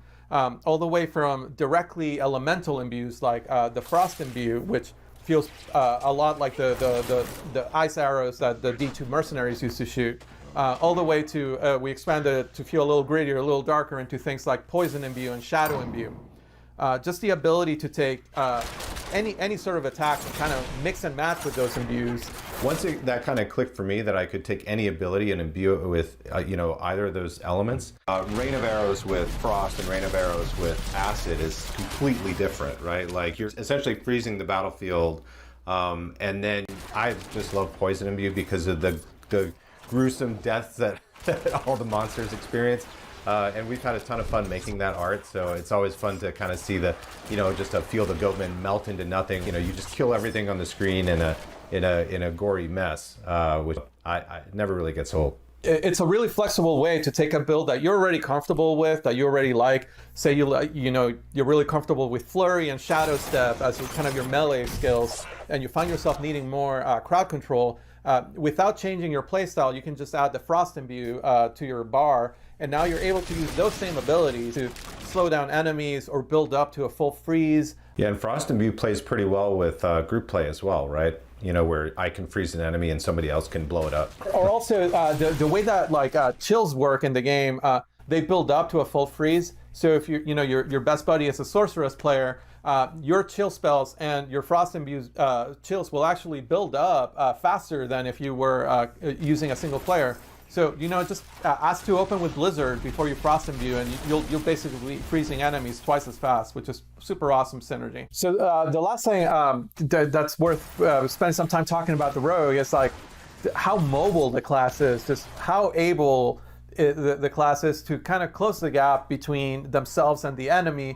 Even while they're mounted, you might find yourself, a full screen away and just dismounting into a rain of arrows, closing the rest of that gap with maybe like a dash, and then getting back out of there, dropping some caltrops. They can basically control the fluid motion of combat in a way that no other class can. That's something that beyond all of the other customization options that you have, whether it's the playstyle, whether it's the range at which you engage with enemies, whether it's the cosmetics, just the sheer mobility of the class lets you just adapt to the situations. Even when you would have totally been toast as another class, a room full of elites, you're able to use offensive abilities in creative ways. Abilities like Shadow Step, right? Like abilities like Shadow Realm, abilities like Dash. So you're able to kind of like use them to your advantage in a way that gets you out of a very dangerous situation by picking that one lone skeleton archer that maybe is not surrounded by everything else. You can Shadow Step there, get out of the way, and live to fight another day, which just feels like such a Rogue thing to do. When I play the Rogue, I really do feel like surgical precision. I really feel like I can move through the whole screen without. It feels kind of effortless and almost sometimes a little unfair. It's like when I go into Shadow Realm and I'm dashing, I'm like, am I cheating? Did I just break the game? And we'll hear more about PvP in a little bit, but I just couldn't go without mentioning that some of our most feared PvP players on the team play Rogue, and just the way they're able to like surprise you. You might be with a group of friends, and just that mobility lets them go to the middle of the group, unleash a rain of arrows that's frost imbued, and before you know it, you're all frozen. And looking at a Rogue while you're frozen, let me tell you, there are fewer scarier things in our game right now than that. So Luis, this was like the ultimate blog post. This has been a lot of fun getting to share a new addition to the campfire. And of course, there's probably going to be more in the future, right? We always say there's a little bit more room around that campfire. That's right. And that pretty much wraps it up for the Rogue. So why don't we go to Joe and Karina and learn a little bit more about those open world features that we promised. Well, thank you to Luis and John for introducing the Rogue, which I'm really excited that we finally got a chance to talk about and announce to the community. And we're here today to talk to you about Diablo 4 and the open world. Now, I think maybe the best way to start this conversation, Karina, would be just for me to ask you, like, what are you most excited about what we're adding in Diablo 4 for the open world? What feature, what mechanic, what are you most excited to talk about first? I am really excited about just exploring the world. I am a huge completist naturally, that's the way I play, and I love exploring and looking around at every single nook and cranny. The more this game has been growing, particularly since last at Blizzcon, the more fun I am having just riding around the open world on my mount and exploring everything I possibly can. Yeah, it's really fun, I think, now that we've kind of taken Sanctuary and just made it so much larger when you're playing through the game. When you compare it to like Diablo 3 or Diablo 2, there's tons of like exploration and movement throughout the world in those games, obviously. But now that we've really been able to embrace the open world concept, we can really dive much deeper into like how does Sanctuary actually all fit together? Like being able to ride from Skosglen to the Fractured Peaks, like it's very, very interesting that way. One of the things about that I think is really neat is the collection aspect of mounts. So, I mean, there's all these horse breeds and other mounts you can find throughout the world, from completing puzzles or just finding hidden locations or slaying certain particular kinds of monsters. Find various horses or things to customize your horse with, like horse armor. There are hoof plates you can get and trophies to show off your accomplishments. There's lots of different ways to make sure that you can personalize your mount, make it really feel like it's your companion. Yeah, and it's really cool that, like you mentioned with the horseshoes, you get to actually change the speed at which your horse can run. And it's something I like, to be able to customize the horse to the type of gameplay that I like to enjoy as a player. And it's really, really fun. I like the amount of variety that you give us. And I mean, there's more to mounts than just that as well. So like one thing we know we didn't want to do with mounts in Diablo 4 is we didn't want to have like jousting, this idea of like fighting from horseback. It's not really the Diablo experience, right? Yeah, that's something I'm super excited for. Like we showed last BlizzCon, we had the sorceress, we showed her dismount skill Ice Dash, where she shoots forwards off her mount and destroys everything in her path. Well, with the rogue, we got to have a little bit more fun with it. And the animation department has done a fantastic job of having her leap up into the air and fire down like the rain of arrows that destroys everything. It's really, really cool. It feels really good. The idea of like leaping from your saddle and just raining arrows down on your enemies as you pass by, getting down the fray and then starting to like stab people and poison people, like that is spot on what we're looking for. Being able to jump in, engage with enemies from your horse, and then just fight it out, duke it out using your skills and everything else like we want. It's interesting that your mount can't get damaged, but if a monster actually attacks you while you're mounted, you will actually be forced to dismount. So there is a flip side of actually judging for yourself when you do want to use that skill in order to prevent you from being forced off unintentionally. Yeah, there's definitely a little bit of gameplay there to make sure that you're using it in a way that is most appropriate to help you get where you're trying to go and also fight the monsters you want to fight. One of the things I'm most excited about for the open world right now is this feature we have called camps. So camps are basically these strongholds of evil out in the overworld. You got to remember that, decades ago, during the events of Reaper of Souls, when Malthael rose to power, the Reapers killed like 9 out of 10 people throughout Sanctuary. Like a tremendous number of people passed away. Now there's a big power vacuum out here, decades later. And these monsters have started to move into these places. Bandits, monsters, goatmen, all kinds of different creatures, skeletons, the undead, have started to like resurface and come back into these areas and start to take them for themselves. You, as the hero of Sanctuary, get to kind of wander through these spaces and begin to reclaim them for the people of Sanctuary. That's part of what makes them really, really neat. Each of them have their own story, they're their own unique fixed place in the world. Unlike quests are something that happens randomly in the world and you can come across them anyway. Camps are a permanent fixture that you as the player, when you come across that evil, you can actually have a real impact on the open world that everyone else can see, because once you have defeated that evil, one of the really fun things is that you basically unlock that camp and you make a new waypoint that previously didn't exist for yourself, but like suddenly all the marketplaces open up and now you have a blacksmith vendor in a location that previously didn't exist, which I think is really, really cool. Now, what we're looking at here, this was a village, the village of Karayisu, which now has fallen to ruins. The people here in the dry steppes had a problem. The problem was there were bloodthirsty cannibals that dwelled nearby and would regularly raid their community. And the people had to come up with a solution. They weren't strong enough to defend themselves from these cannibals, so they made a dark bargain with a demon. And they were able to gather enough power to push these cannibals out and protect their community, but not without great cost, as we can see here. You're kind of helping resettle parts of Sanctuary in many ways when you take these camps back from the enemy. Vendors will come back, and now suddenly there might be like new quest givers, new stories that need to be told. Dungeon entrances can appear in some of these places afterwards. Like there's all kinds of things that occur after you take over the camp and liberate it from these forces of darkness. And again, it's just so cool to see you permanently change the world as you find these places and kind of wander through and solve these problems. One of the other neat things about camps, and in general, like the overworld, just broadly speaking, is we have so many more opportunities now to kind of play with movement. It pushes the bar vertically as well as horizontally, and we now have been playing around with the idea of jumping across chasms to allow the player to get access to a location that they previously didn't have. There's all kinds of areas where players like find their own path, allowing them extra movement options they haven't had in previous Diablo games. We are also in a vertical top-down camera for the environment, and so it really breaks up the plane that you typically see as, like, not only as a developer, as an animator, but also as a player. There's such a huge variety of things that you can possibly do to mix it up and make things a little bit different. There's like certain puzzle elements to it. That it's not so straightforward and not always obvious. So it's not just a matter of running through the world and getting, to your goal. It's you have to think about it. Yeah, definitely. Now, Karina, I know that you're very excited about PvP. I'm a huge fan of PvP. I love the first time that we all actually had a chance to, as a whole team, play PvP, because the amount of feedback that generated, I think it took design like 3 days to go through it all. And what that showed me is that I find everyone they either love it or they hate it. And I personally love it. I really enjoy it. So the way that PvP works is that the hatred of Mephisto has been bubbling up from hell and has created these areas in the open world that you can freely walk into that kind of consumes you and makes you turn against your fellow players. PvP, even in these areas, these fields of hatred, right?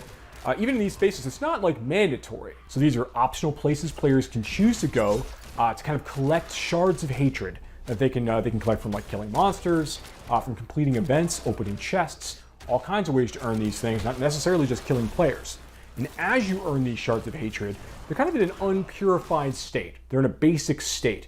You need to bring them to a purification event in order to turn them into a currency that you can then use in the nearby like small encampments around the fields of hatred. And what's really neat about that is that when you're trying to purify these things, that's when everybody nearby finds out and hears like, oh, okay, well, someone's actually trying to complete a purification ritual. We need to go and kill those players and take all of their shards before they finish.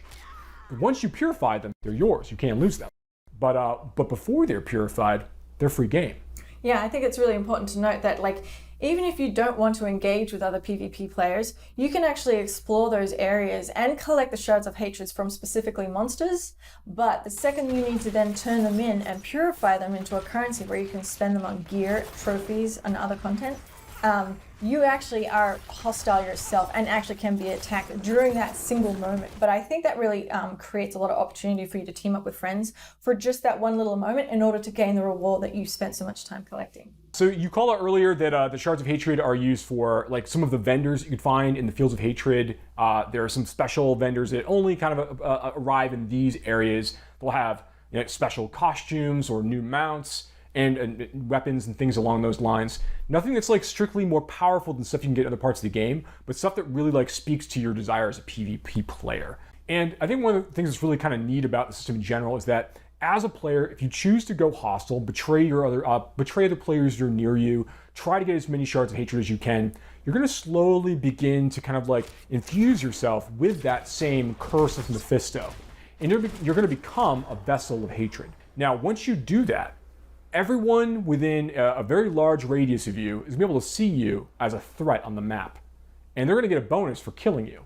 So when that occurs, you have a set amount of time you need to survive. And if you're able to do that without running away or jumping in a town portal and trying to escape, if you're able to do that and finish that period and manage to escape or defeat your people who are coming to try to destroy you, you're going to get a really big bonus at the end.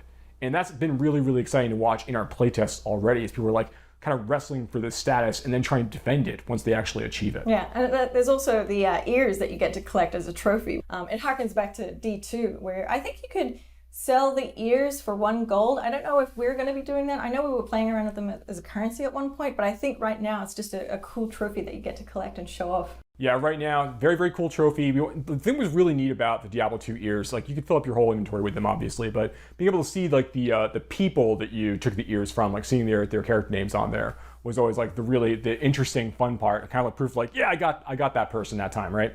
So we want to make sure that we embrace that aspect of it. That's the important part for us. I think that's going to be a really, really great callback to Diablo 2 PvP. Right, yeah. So I love where PvP is going, and I love that it is such it's only one part of how large and open the world is, and really harkens back to the adventure in me when I play the game. How do you feel?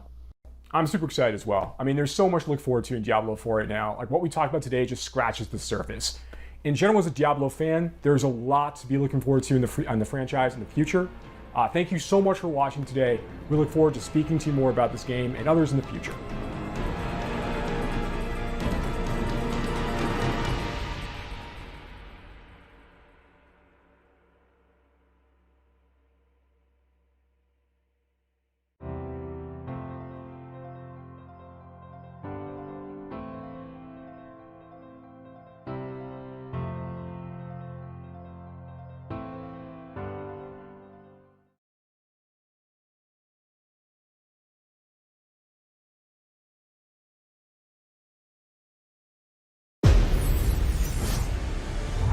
Welcome everybody to BlizzCon. We know that you all want to hear more about Overwatch 2. Allow us to invite you behind the scenes to explain more of what we're doing and why. Everybody, please hit record. Fingers crossed. We lost Scott. It's off to a good start. This is going great. We've been assembling one of the best teams that I have ever worked with. I'm nervous. And I'm so proud of the progress that we have made together. We really liked the stylized drop down. Imagine that it's coming forward, boom, boom, this starts to spin. The scale and the scope of this game have meant that we've needed to grow substantially. We have to... Sorry. Let me start over. Overall, I think we've done incredibly well as a team moving to work from home. Oh, shadow play. There have definitely been challenges, but the team is really putting everything we've got behind this game. To me, it's the next big step in the Overwatch universe. New heroes, game modes, major story beats. With competitive and PvE, I see Overwatch 2 as the Overwatch for all of my friends. You know, we're always inspired by what story and franchise development does with their animated shorts. We really wanted to bring that cinematic experience into the game. You can invest in your heroes and grow them over time. I'm super geeked out about Overwatch 2. I can't wait for people to play this game. It just gets better and better. There are some things that we just can't do without a sequel. So thank you so much for your patience so far, and I hope you enjoy this behind-the-scenes look at Overwatch 2.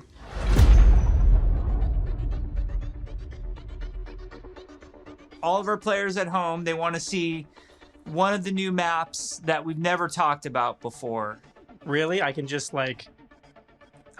talk about anything that I want to. Yes. You're serving this up to the guy that is like unintentionally leaked information in past interviews. You can do it officially now. Okay. So one of the maps that I'm most excited for in Overwatch 2 is our Rome map. We always want Overwatch to feel like this globe-trotting adventure for our players. So we're having a lot of fun coming up with the Overwatch version of Rome. We wanted a very romantic, sort of this powerful feeling of old world architecture.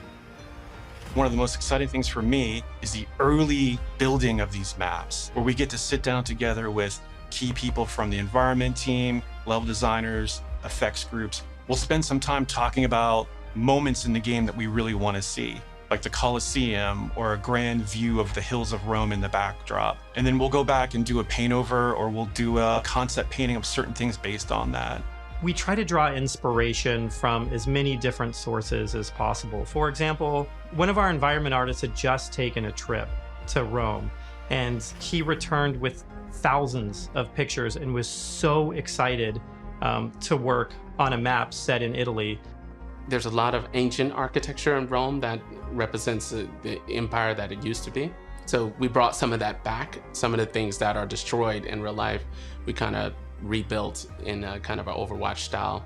It's one of the most beautiful pieces of environment art that I think we've made for the entire game, and it just absolutely took my breath away. Can we reveal more maps? Yes, Scott. Scott, why don't you have the honor? Why don't you reveal, like, is there an artified, like, let's pick an artified one. I know what map I want to talk about. It's the one that I just get super excited about. New York City. New York City is just an amazing Overwatch location. We're really striving to make it as authentic as possible while still putting this Overwatch spin on it. There's a lot of amazing buildings and architecture pieces that just, especially for artists, stands out a lot. And they usually use this kind of Art Deco style from the 1920s, 1950s. We started in an area that's a little bit like the Village. There's some smaller shops there. There's a fire station, little pizza places and things that people that are familiar with New York City will either recognize or maybe see the reference that we're trying to make with some of our different locations. It feels like something you haven't seen in other games before because it's uniquely Overwatch. Well, we should move on. Otherwise, we just have to reveal more maps. So we were talking about PvP. And, you know, one thing that I think is really interesting about PvP in Overwatch 2 is some of the philosophical changes we're making to the approach. PvP feels different and new. We're upgrading our combat feel. The roles are playing differently. When it comes to all new maps, it's a pretty big departure from where we are on live right now. So I can't wait to see where we end up with it by the time we launch this thing. We're also experimenting with the idea we call role passives, which are passive abilities that a hero can have based on what role they are. For example, currently in our internal builds, the tank heroes all have knockback reduction against them, and they also generate less ultimate charge for enemies that are shooting at them. Damage dealing heroes have a movement speed bonus, which is great for flanking around the map. And healing heroes, support heroes have automatic healing that kicks in after they haven't taken damage for a while, very similar to Mercy's passive, but a little bit of a lower rate. One of the more shocking changes that we've been exploring in Overwatch 2 PvP is a change to the tank role entirely. That's applied to all of the tanks. We want to try to make them more toe-to-toe brawlers and less characters that just stand back and protect other people.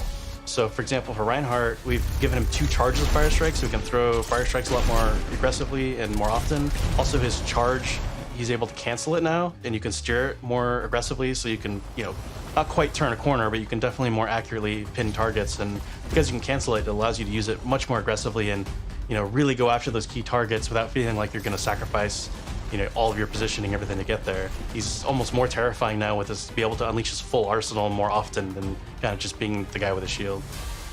The changes to Reinhardt that we're trying, and they might not ship, that's just the reality, but the changes that we're trying right now are to try to embrace more of that instinct that players have when they want to play a big burly character that looks aggressive and feels like it should be aggressive.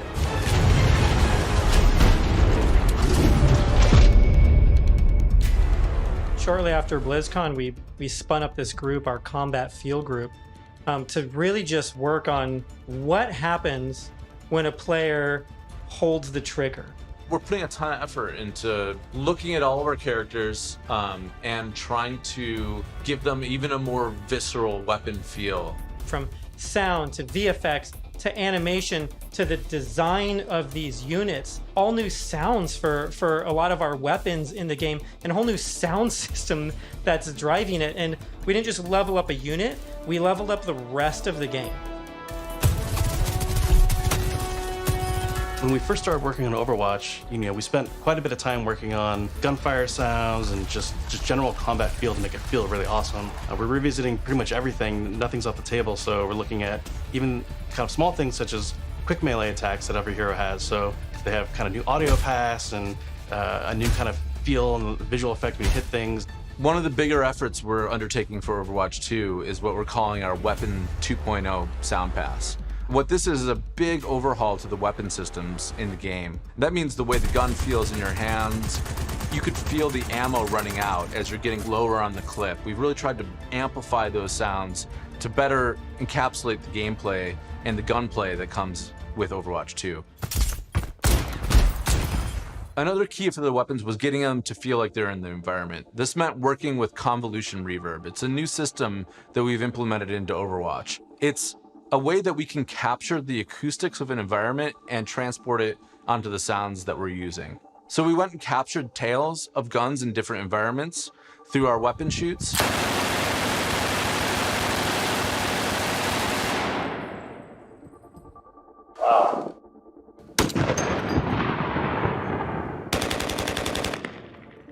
And then we've cut them and applied it so that we can support a lot more environments.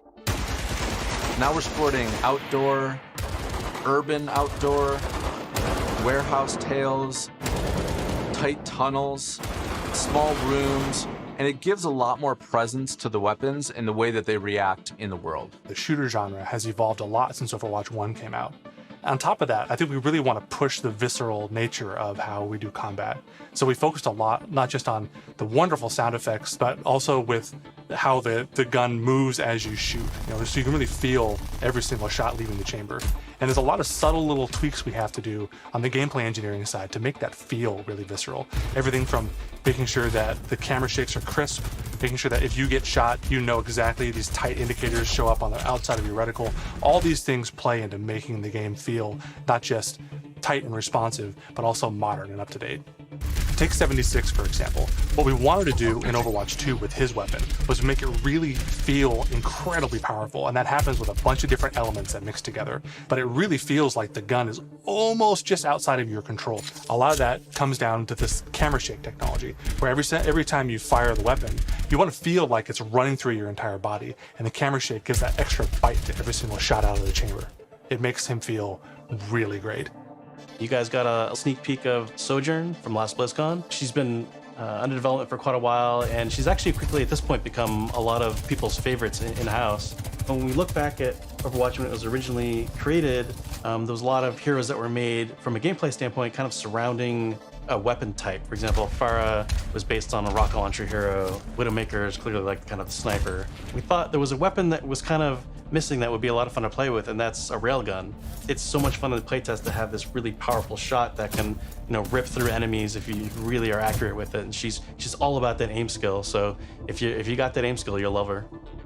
We're still exploring new game modes, and we're also reevaluating older game modes that people are more critical of. We're of the mindset maybe 2CP doesn't exist in Overwatch 2, and maybe there's a new cool game mode that replaces it.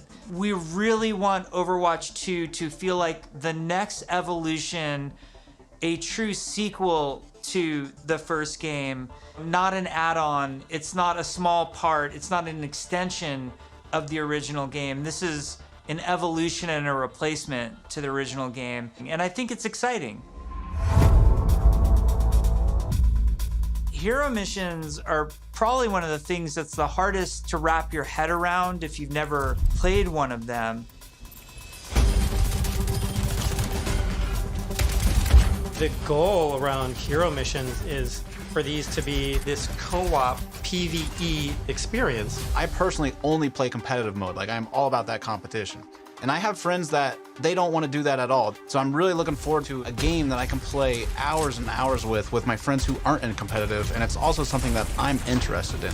Hero missions are the content that people are playing as they are leveling up their heroes. And so for a system like this to really sing, you need a lot of missions.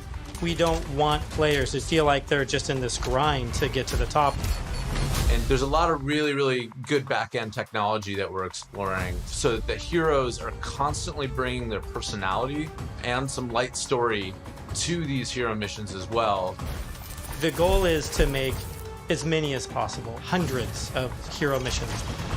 We've explored a lot of different ways of getting to that much content. So have different sets of enemy units that people will be fighting against, and there's different hero mission types.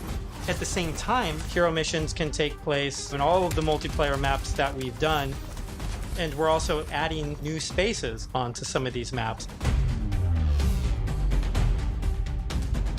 It's a huge challenge for the art team. We take maps that a lot of people love and recognize, and we have to add a lot more art and level design to it. in this one hero mission playtest, we came up to an area in King's Row that usually has a gate on it. Suddenly that gate opened and I saw a new area of King's Row that I had never seen before. You may be playing a payload game type, and the payload may decide to take this new route instead of going the usual route. That was really, really cool. It was like this eye-opening special moment. Lan, our lead tech artist on the environment side, very early on our own free time, made a prototype of a sandstorm on the Temple of Anubis map. And at the time, we didn't know what we wanted to do with that, but it looked awesome. We looked at it and went, oh my God, we absolutely have to do this. So we put some new technology in place that allows us to do this dynamically. You start the mission off, clear day. Midway through the mission, suddenly this sandstorm or heavy weather would show up. It made the world just feel so much more alive. There's a sunset, daytime, nighttime, but depending on where you are in the world, these look different. California or Hollywood would have what we call a California sun. In New Bonny, there's a great African sun that happens there. You start to get a sense of space and mood. This is what really brings the levels to life. For me, the dynamic world's exciting. Just seeing these dramatic landscapes, the wind and the atmosphere blowing by. It's a much more cinematic experience for the player. Before you start a mission, you look at a map. It's nighttime in Necropolis, or there's a sandstorm in Necropolis. Players can make some comp choices based on knowing this information. Characters like Hanzo or Widowmaker start to be a little more valuable because they have abilities that allow them to see through the sand more clearly. Are we going to talk about any of the types of objectives in hero missions? Yeah, let's talk about the objectives. Players are being asked to do different things from one hero mission to the next so that they all feel really fresh to the player. For example, we have Gather and Return, where you're trying to go and grab these different canisters to kind of safeguard them so they don't go off and affect the population in a negative way. It creates this really cool tension in the world where on the one hand, you're trying to split up and go grab all these canisters to be as efficient as possible. But at the same time, now you're having these sort of special enemy units spawn that are really difficult, and if you kind of get caught by yourself, it turns into a pretty bad situation really quickly, and it feels extremely cooperative and like a very different way to interact with the Overwatch universe. We're experimenting with all sorts of ideas, and just internally we have names like Wall of Death, Scavenger Hunt, and Kill Quest, and all these new mechanics and enemies for people to experience. Players will be able to jump in night after night, play different hero missions, and then work through the progression system, leveling up their heroes.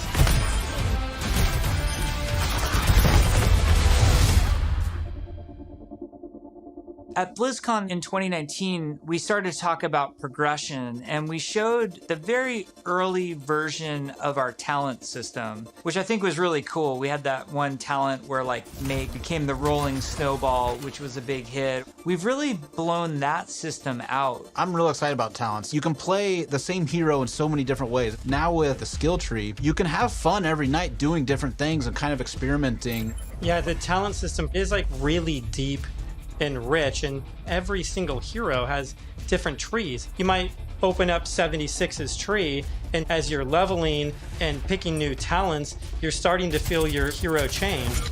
We've had some pretty hilarious versions of the healing one where his biotic field travels with him. It also repulses enemies. We called it the snowplow build, where 76 is like running through spaces, pushing enemies away from them. Designing these is super fun because it's like we get to break all the rules that we've sort of established for ourselves, and we get to really take the gloves off and do crazy things like Junkrat can dual-wield grenade launchers, and we've had Mercy be able to area effect res their whole team at once at super long range through walls. It's been a ton of fun, kind of like mad scientists making all this stuff. You're all used to using these kind of kinetic weapons like Soldier 76's rifle or fire attack like what Reinhardt's Flame Strike does. As soon as you start to mutate these things with talents, all of a sudden maybe you're doing freeze damage or electrical damage. But it gives the animators a bunch of crazy opportunities. You know, the animations are going to change to show them freezing and shattering. And if you shock someone with a lightning attack, they can shake in place and stun, maybe chain to other enemies. All sorts of stuff to make you feel like you're controlling the battlefield in novel ways. As a huge RPG nerd myself, the first time I opened up the talent tree system, it was like, oh my gosh, this is speaking my love language. Like, I just want to plan, and I want to see, like, where do I want to invest, and how am I going to play this character?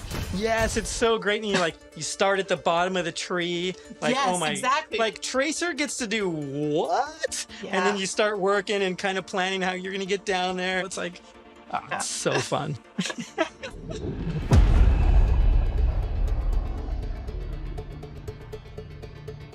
When we look back at BlizzCon 2019 and we talk about some of the criticisms that we had, one of them as a development team that we felt was that the combat was just not engaging enough. So the fact that our combat wasn't highly engaging to us as players meant that we had a problem with the enemy units and that they just weren't feeling interesting enough. Just because we show something to the public, it doesn't mean that that is what it's going to be. If we make discoveries where things aren't working how we want, they're not reading how we want, they're not fun enough, we're totally down to reinvestigate, reiterate, and just really find ways to level kind of all aspects of things until they feel good. I would say a major focus of all of 2020 was to make the null sector enemy units more engaging. And some of this was adding new units and evolving other units that we had. Interesting combat for us is varied combat for us. So sometimes we're going to ask you to protect something in Overwatch 2. Sometimes we're just going to ask you to get someplace. Sometimes we might ask you to escort something across a map while it's being attacked. And so it's a different type of spawning, and it's a different type of units that are in there, and it's a simpler objective. There's a lot of units Aaron is talking about. Lots of different units, lots of different types. They serve different purposes. You do different things to them. It's really going to help a lot of us find the fun and make sure that Overwatch 2 is a blast. One of those sets of enemies is what we internally call objective units. And they're typically units that don't even attack players. The simplest version would be something like the Breacher. It's two legs with this huge bomb on its back. It was built to do one thing, slowly and methodically march towards its objective, and then it transforms, and the bomb opens up like a flower. It starts spinning and charging up, and you hear this awesome sound, and you know you have a little bit of time before it's gonna explode and you have to take it out.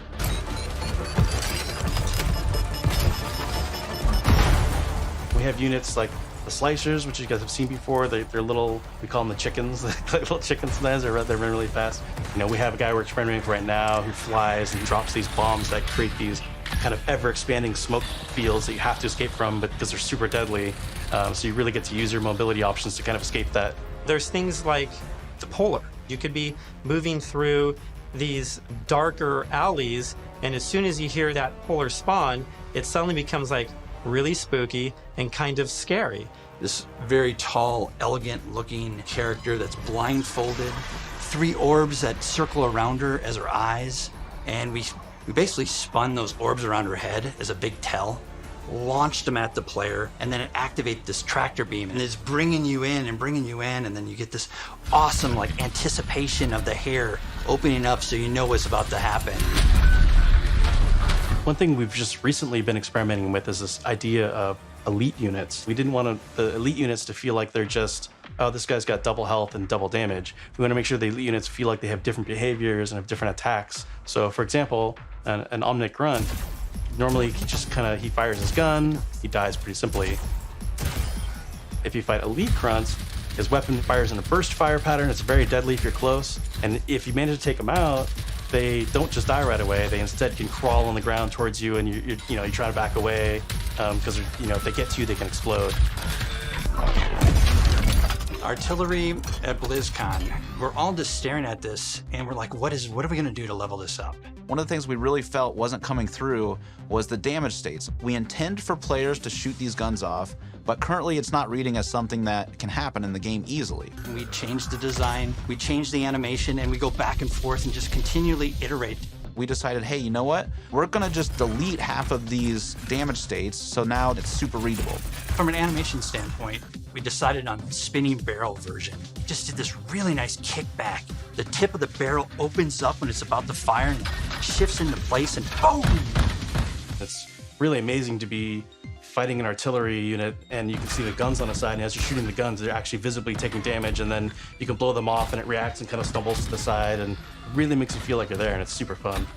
In a lot of the stuff we've showed so far, you're fighting null sector. These are evil killing machines intent on marching you down. The way you're going to stop them is by shooting them, and we want to make sure that feels responsive and visceral. Really making sure that when they take a hit, it feels like their whole body has been punched, almost like hit by a truck.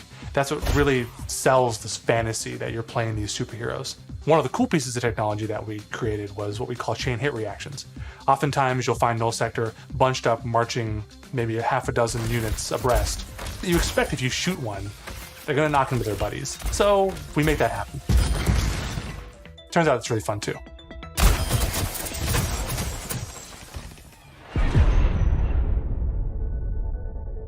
One of the things that we showed last year at Blizzcon was the new looks for our heroes. The theory kind of going in was like, you want to preserve the essence of your hero, but also kind of show that that hero's evolved and kind of changed and moved forward. So we have a lot more new looks. So I'm excited to see how players and fans react to all of the ones that we've done so far. Maybe we'll share some of those new looks today, which would be cool. We're going to reveal McCree's new look for Overwatch 2 as well as Pharah. And we're really excited to show off some of our first villains with Reaper and Widowmaker. But first, I wanted to talk a little bit about technical wear, kind of like technical clothing. What that really is using very techie fabrics, as well as having very intricate but functional straps designed in a way that is very aesthetically pleasing. With McCree, we took a couple of different approaches. He's got this classic cowboy look that it's really hard to mess with, because if you try to make him too sophisticated or too techy, it might not feel right for the character. But as a concept artist, you always want to change things around and try different shapes and silhouettes. So we did identify as Red Serape as the main thing for McCree. We also tried a couple different things with McCree's cowboy hat. We didn't really want to mess with that too much because that's a very iconic part of him. So that's another piece that we kept. We tried some retro cowboy looks that mixed in some tech here and there. Some that were a little bit more techy than others, some that were a little bit more classic cowboy. We gave him a little bit of a longer beard, and it really gives him a nice kind of like a more aged look. What's different about Pharah than some of our other heroes is Pharah's completely covered in armor. We didn't want to change her silhouette too much. It was more about experimenting on different colors. So it felt really appropriate for her to be the one to harken back to those original Overwatch colors of white and blue. One of the things that we wanted to update on Pharah was her visor. Instead of being completely opaque and reflective, we tried a little bit more of a transparent approach, and being able to see through it a little bit now allows us to see some more of her emotions. Reaper was actually the ones I was very excited to work on, because I could see a lot of potential in how we can integrate his cloak and his cowl and his armor, and how we can make all those shapes really sing within that classic, Reaper silhouette. We tried a couple takes with the first pass, like completely silver arms, more layers to his jacket. Reaper's mask is obviously pretty sacred to us, but the thing you'll notice immediately is that it's now completely silver. Instead of the bone white, he's got this like almost like deadly edgy silver that just gives him that classic Reaper look. With Widowmaker, we started with the IDA stage, exploring a breadth of ideas. We tried things like a more insectoid approach, treasure hunter. One of them made her feel like a classic Bond villain, so we kind of steered it back towards one of the more cyberpunk looking ones, almost like a futuristic femme fatale, which is basically what Widowmaker is, but she even feels more upgraded. So I'm super glad that we went down this route. We played with different hairstyles too. Widowmaker has the really long ponytail that's really a key part of her look. And we really liked the hairstyle on one of the designs that was more of a braid, and it was really interesting look that also preserves Widowmaker's original silhouette with that long ponytail. We've been working a lot with our domino engine and making our cloth look better. Now that we have this cloth tech, we're going to be able to make some really cool, unique silhouettes that will help them stand out from other heroes. We put a lot of time and effort into our face rig, and what I mean by that is we're gonna be able to get really close to these characters, and it's gonna feel really cool. It is absolutely worth the time and the effort to invest in the technology, and that way we can make these characters do more things that we haven't really been able to do before. It's been super exciting working on the new looks for Overwatch 2, and it's just been so inspiring to watch the team try things that we've never tried before, and I just can't wait to show up more in the future. Overwatch 2 is probably the largest opportunity we've had since the inception of the franchise to really expand what Overwatch even means to our players. In 0 Hour, we saw that some of the heroes got back together, but we're also seeing that there seems to be a second huge Omnic uprising. We're gonna learn who's behind that uprising, why that's happening, how globally spread is it. The story and franchise development group, they were really the torchbearers of what the big story is that we were going to tell for this game.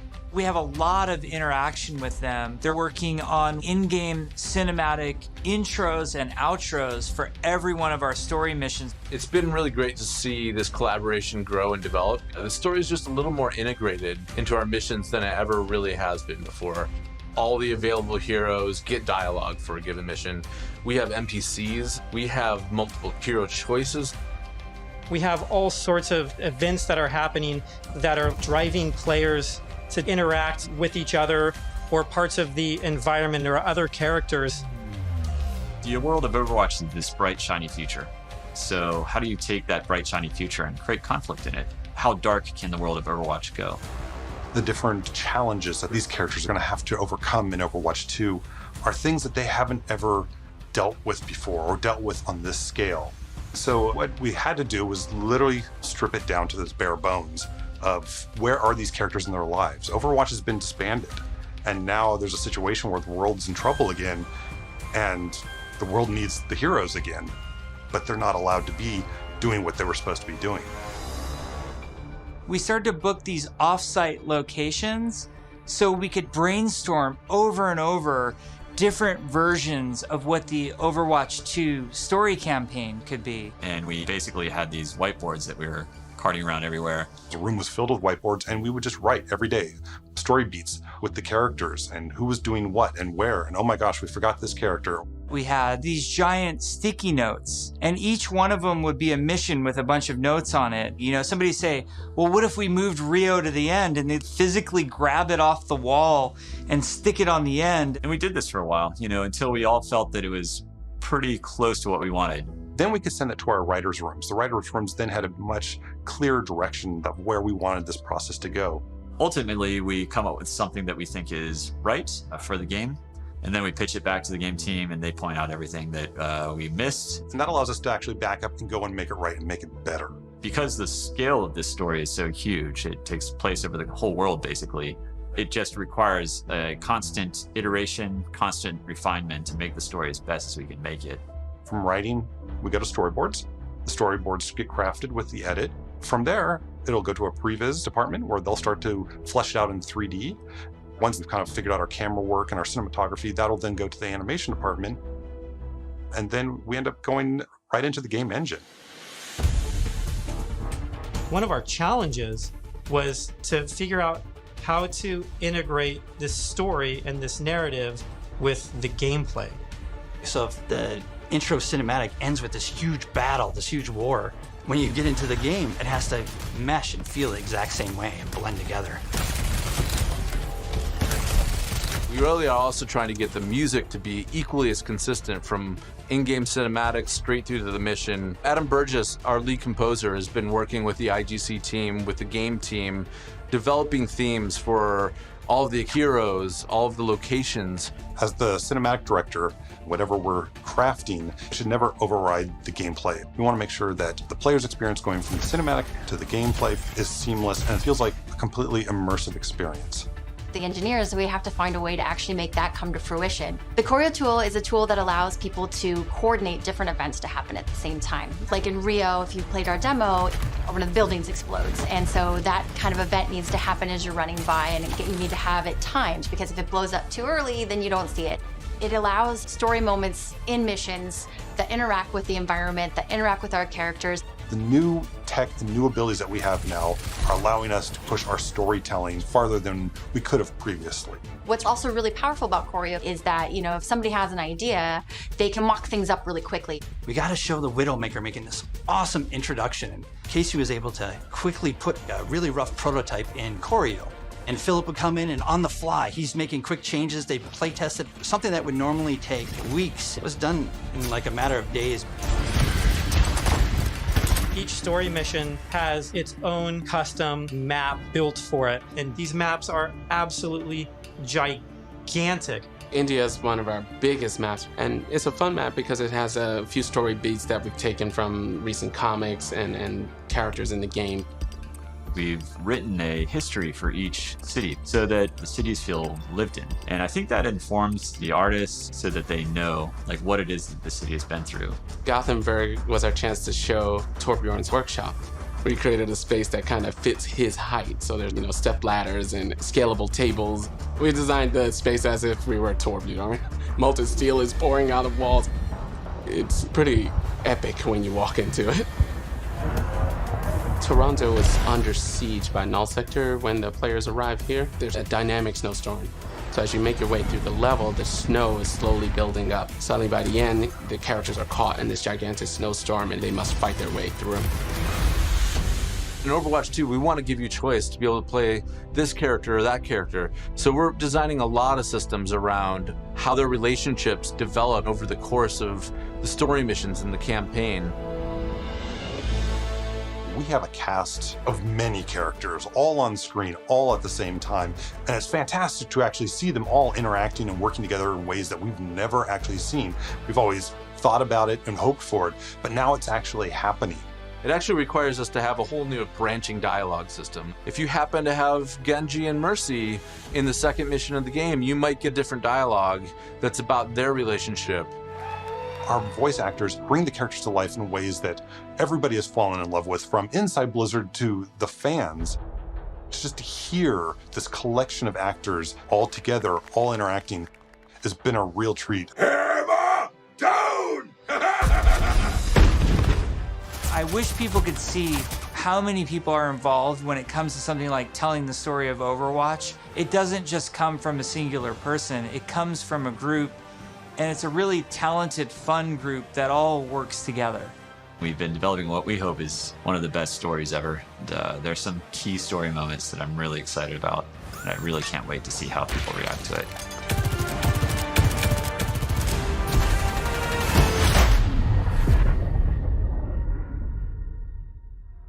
We've been talking about the game, about this universe. I know you all love it so much. Right now, we can sit down and have a night of Overwatch 2 and have it be a really fun experience. And I think we need some more time till we can say it's perfectly polished in the way that we want it. We've made such incredible strides since we first announced this and showed it to the community at Blizzcon in 2019. The thing that I'm most excited about is that moment when we hand the game over to the players. We want to create something that really moves people, really touches people. That's why we do it. We create the game because we want it to become part of your life and for you to experience it. For Overwatch 2, we're upping the bar.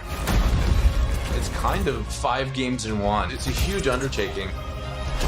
The new tech and the new aesthetics for the new looks bring you closer to the characters that you love, and we're just getting started. The fidelity of the gameplay experience is much richer. We are making cinematics that push the boundary of what we can do to tell stories. We want this dynamic world. We want things to feel alive. I'm really looking forward to being able to expand the world of Overwatch for our players.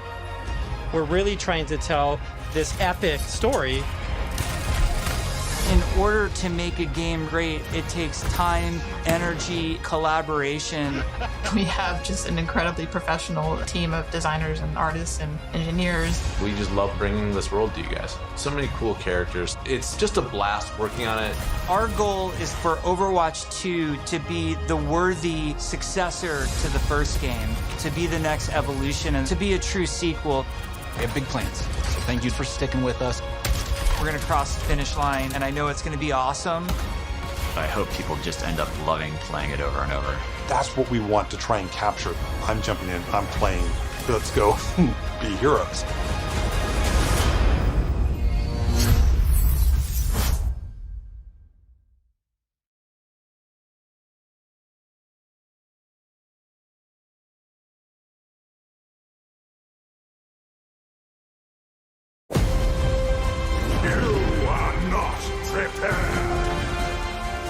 It has begun.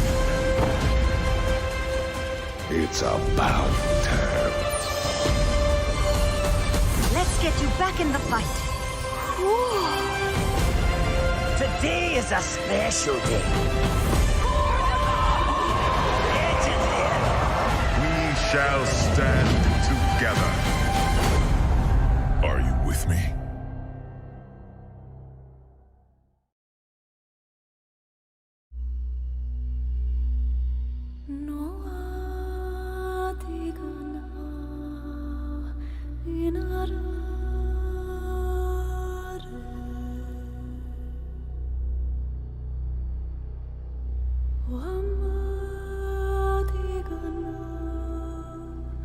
All right, we're gonna watch the video sent to us.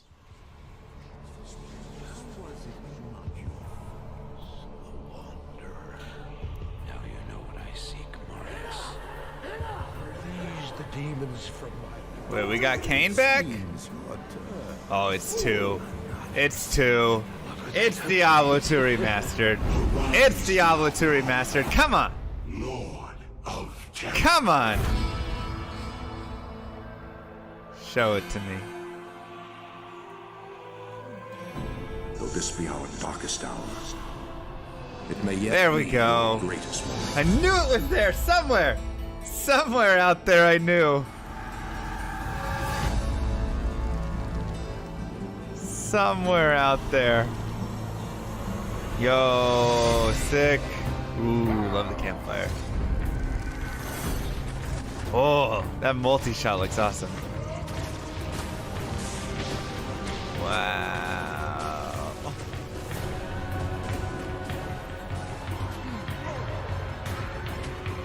Yo.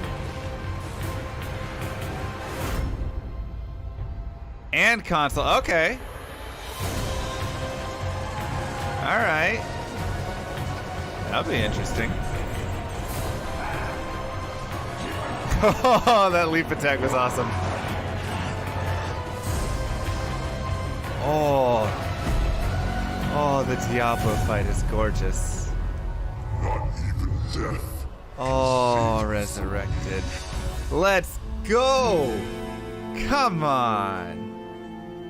So that was super exciting. I'm Mr. LMSC. I am a Twitch streamer. I have been playing Diablo 2 for 20 years, streaming it for 6 years. I probably have over 25,000 hours in this game and just absolutely love it. So seeing the remaster happen, I have to just, of course, ask a very first high-level question. Why the D2 remaster right now?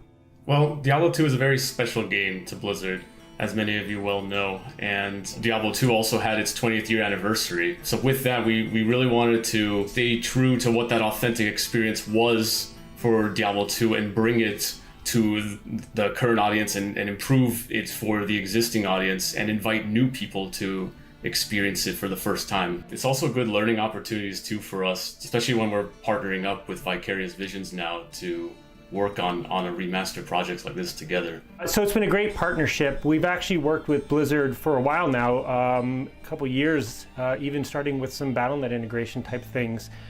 We just finished Tony Hawk Remaster. Before that, we did Crash Bandicoot Remasters, and it just seemed like a perfect match for us to work together. It was a shock to my system to first to come in and then see that it's a remaster trailer. Was not expecting that. But then to see the complete shift in the design and the art and everything. And I'd really love to hear more about how you came up with the process for how you want to remaster the look of it, right? How you wanted it to visually exist. And I'd love to bring in Chris Amaral to talk about some of that. Chris, can you discuss a little bit of the philosophy and the design decisions around this remaster? So luckily we had a ton of good inspiration from the original D2 art. Our primary focus is always nostalgia, right? We want to make sure we focus on getting this right and deliver an authentic experience that players remembered from 20 years ago. Every choice we make with the art, with the models, with the environments should really ignite that nostalgia and then reinforce that emotional connection from the original game. But then we came up with like a 70-30 visual guide. 70% is basically the classic.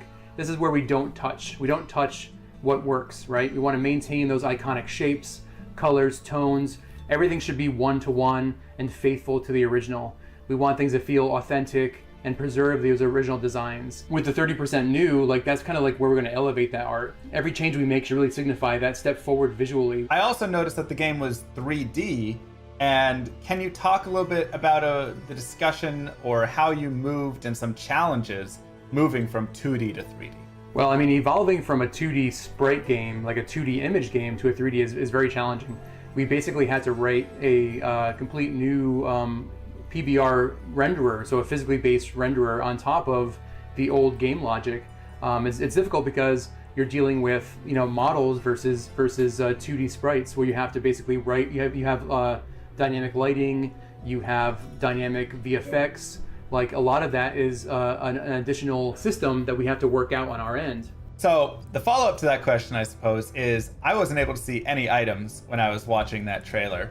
Are all of the items also going to be remastered? All of the gems, all of every single piece of this? And what sorts of flavor did you decide to add to that artwork? So everything is being redone. So we remodeled everything because everything has to drop in the game. So you have your icon art, and then you have your 3D space art that flips, right? So we had to basically model everything. And as far as the inspiration, we actually were inspired by some original documentation that we found from Blizzard North, where there was a huge Word doc of like where the original artists pulled inspiration from. So a lot of that was like very like historical landmarks, locations, and very very much real world referencing. So that was kind of where we kind of pulled our inspiration as well. We wanted that functional design that the original art had. Everything felt like it was believable, and that detail really does help to give it some realistic context and makes you feel more immersed in the game. Like it makes you feel like you're part of this world when you can see every little buckle and strap. I remember when we went into the tavern and there was garlic hanging from a beam, and we're all like, what's the garlic? And this is all full 3D everything, and then they're like, oh yeah, there was garlic in the old game. We go back and it's like 4 white sprites, and you're like, holy cow, yeah, garlic, and there's hams hanging and everything. So it was really cool to see it almost for the first time. And it's funny because original SD, like it was made in all 3D. So we actually came across a bunch of screenshots that were a different camera. Like it wasn't the isometric camera. It was like either marketing art or something else, or maybe just exploration.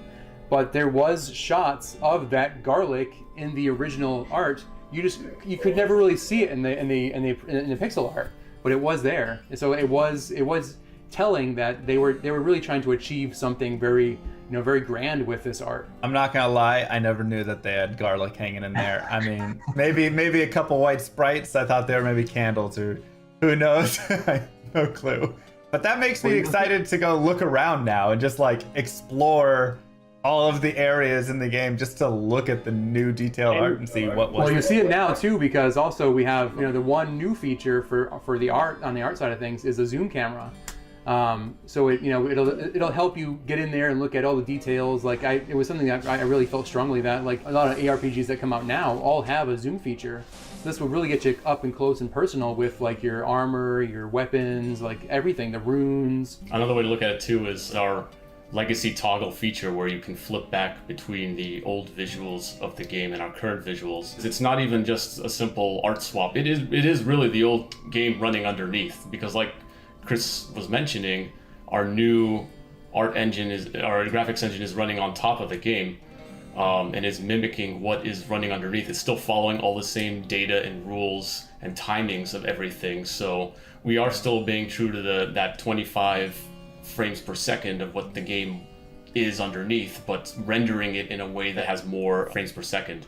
Yeah, I'd love to hear more about that specifically, because when I go into Diablo 2, I'm thinking 25 FPS, and like you said, the game is built on that. My faster casting, my hit recovery, all of this stuff is built on 25 FPS. So how do you create a game that's 60 FPS? So all of the logic and how the game talks with the server and everything like that runs on that cycle, and that hasn't changed.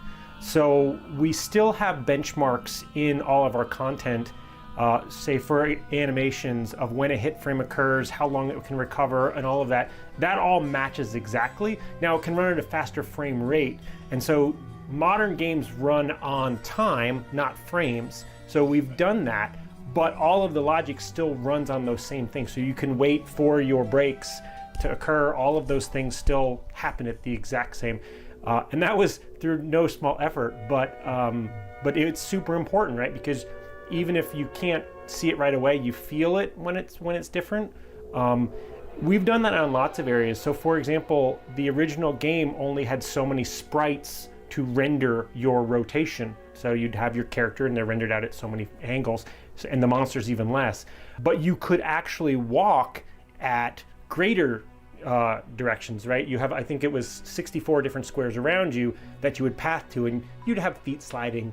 We've increased that, so now there's more granularity. Obviously it's 3D, your character can run straight, but underneath the hood, I mean, this is a game made back when the inspiration was tabletop games, and so the game is a grid, so it still respects that grid, right? Like on the controller will still allow you to move small amounts, because you push the stick a little bit, but it's still, you're either in a run state or a walk state, stamina's still a thing, you're still on a grid. Like all of that logic, once again, is all being driven by the old game. That hasn't changed. Rob was mentioning animation. Animation is also like, it was very challenging because you only had a few of the frame counts basically to make that animation. So it wasn't like a modern game where you have tons of different keys to make it very fluid animation. We had to really like maintain that timing, that pace. The posing was a big focus for us too. We wanted to get those iconic poses for each character, and then just align that silhouette. So continuing the talk of visuals, I want to talk about characters, cosmetics, how they look. Because I know something that I love with Diablo 2 is just putting on, a scale mail, putting on a full plate mail, putting on a sacred armor, and seeing the character like have the different change and all of that. But some things still don't like reflect over in the color of it or whatnot, right? Some do, some don't. Is there going to be changes there, or is it just enhancing all of those visuals and making them just look even cooler? So our goal was to basically be one-to-one with parity with the original game. So we built every piece of armor that was in the original game and is now in the remastered version. The only difference we did is with the icon items. So we now have a more connected visual with the icon and the item that drops in the game, where before you had different visuals. That's really the only thing we pushed on as far as modernization. Yeah, so like shields or weapons, a lot of the unique items that you find in the game had special kind of icon arts, right? And that is something we're actually going to be showing on your character in the new visuals. That definitely excites me. I think that's something a lot of people would love to see, a lance guard and have the cool stuff actually on their character there. It will be the same model you see on those icons. Are we going to see remastering of the cinematics in the game? Yes. Yes, we are. Yep, the entire full 28 minutes or whatever is going to be all remastered with new high fidelity art. It's going to look amazing, by the way. So will the sound in those also be remastered, and any other sound in the game be remastered? All of the audio has been remastered, as well as we've added additional surround sound features. There's more ambient, there's more effects going on. It's just a richer experience if you want to play with your, full setup. However, we have to use that measured hand as well with audio. There's just a lot of very, very iconic sounds that we really couldn't change, right? Like if you put a skull into your inventory, that pop noise, don't change my skull sound. Exactly, right? So yeah, so there are certain things you're gonna, you'll hear. For like your footsteps running will have some variety. When the rain kicks in, it's going to have a lot more depth. When you go to the jungle, you'll hear a lot more life in those trees. But yeah, there's just some sounds we couldn't mess with, right? With Blizzard, when we're creating new games, one of our design philosophies is to what we call find the fun. And when we were looking at D2 again, we very much felt like the fun is still there. So it's actually one of our core pillars for Diablo 2 Resurrected specifically was to keep the fun. and keep it at its core. And because of that, we're looking at it more as a remaster at that point, and like what can we do based on what the community wants, or what features naturally are necessary for making this game run on modern day systems and things like that. I think also we want to thank and appreciate the fan base, right? This is really a true nod to the original game. We want to preserve that game and the structure of that game as much as we can. And if we went with the remake, it would be a completely different game. So I think that was the reason why we chose this. Speaking, from my experience or from some of my community's experience and the discussions we've had, we definitely felt like with Diablo 2, a remaster just seemed like the way to go, because there's so many, like you said, there's so many of those tiny details within the game that create, overall, when you add them up, create such a big part of the experience of the game. And remaking that into a new game could be a challenge, and could also be a challenge in keeping the fun of the game in that way. I kind of look at it a little bit like StarCraft Brood War, which also had a remaster, and how it's like a lot of the pathing bugs and the duds from the Reavers and all of these things in the game that were kind of awful are what make the game beautiful and what make the game super balanced. And if you were to go and remake it and remove some of those issues, it would change how the whole entire game plays. And so I felt like with Diablo 2, that's kind of the same idea, right? You got to keep some of those difficult details, because then it ends up creating, the overall experience that we all know and love. Yeah, we also felt that, for a game during its time back in 2000, based on limitations, or everyone was still looking at strategy guides or just limited internet, it led to that kind of typical game design you see, where there was a lot of mystery, discovery. So we felt like that was another part of part of keeping the fun, which was to maintain that discovery of the game as well. So speaking to maintaining and possibly changing, what are the pieces that did end up staying the same? Or if it's easier to explain the other way, what are the pieces that were really changed to bring this remaster to life? So at its core, we want it to still be the same. So right away, things like the balance, the monsters you see on the spawn rates, item drops, and things like that are the same. And what we're doing is trying to take any of the rough edges you see, compatibility issues, resolution issues, and obviously the art, improving the art as well. All these kinds of things you come to know from a remaster, but still maintaining very much what the game is. So, and when it comes to the features we added, this is probably the biggest area where we scrutinize so much is this addition straying too much? Does it still create the same gameplay experience and other things like that? So things like a shared stash, we know people use mule characters, right? And so adding a shared stash we felt was the right choice when it came. We have a shared stash? We have a shared stash. Yeah. Oh, thank God. Now the way that the shared stash works is there are rules, right? You can't have your ladder characters mixing a stash with a non-ladder character, and you can have your offline characters, can't use your online. But for the most part, we're like, people do this anyway with a mule character, so it's okay to give them this feature. That is like the greatest feature that you could add, because there's nothing worse than opening up the game, going in, dropping all your GG items to mule them over because you've run out of space, and then not being able to log back in, or the game's not created, or it didn't perm in time, and losing all of your gear, or trying to find someone to help you transfer your gear over, because, oh my gosh, a shared stash is amazing. Thank you so much. That's such a help. Like I said, maintaining the core was a thing, but the other aspect of it was to see where we can improve, right? So the shared stash is one of them, because we saw it as a very common concern, especially around muling, which people had workarounds anyway, right? So that is one thing. Another example is we are reimagining the UI in the game. With a new reimagined UI, we're still trying to stay very faithful to what you come to expect. So you'll still have the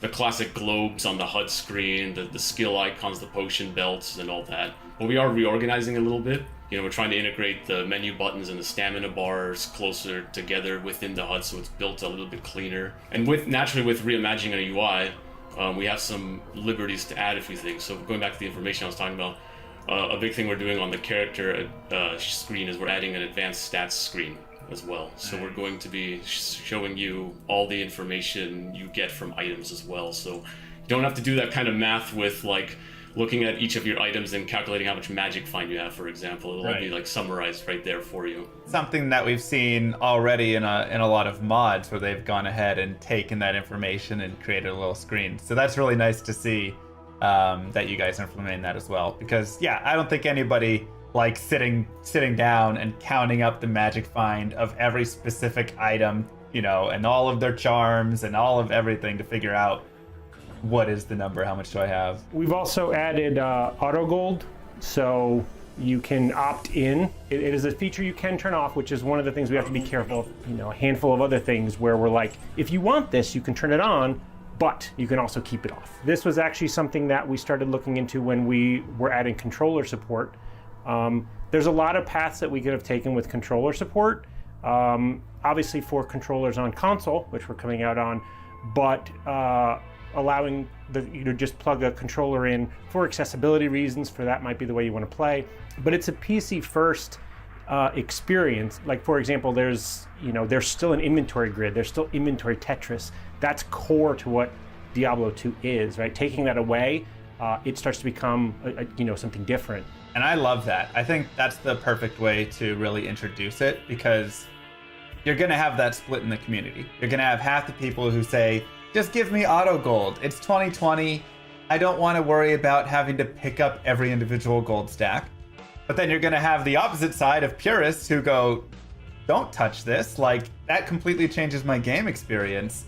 And, you know, if I'm speedrunning through the game or playing through whatever, I want to be able to go over and pick up the gold stacks and take that time, and that's more a part of the Diablo 2 experience for me.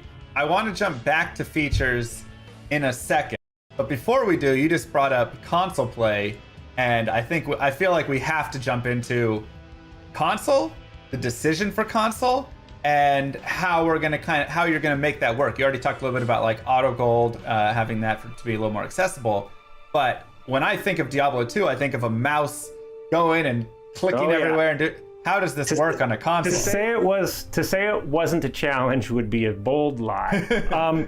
So there's a couple things. For the most part, the game thinks you're still using a keyboard and mouse with a controller. That was almost a rule we kept, that helped keep us on the rails, because we didn't want to be sacrificing once again that authentic experience.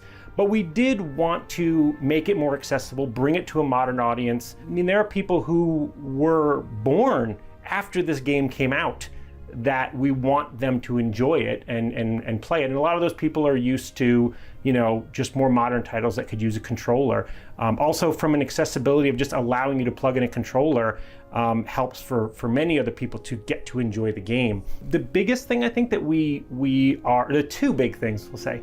One is you're changing the way you play the game from being kind of an eye in the sky and telling your hero what to do by clicking on areas to actually being your character and directing them. So pathfinding is gone, right? Because you're doing the pathfinding and things like that, which creates some very interesting things. For example, the sorceress's teleport is meant to teleport to wherever you click.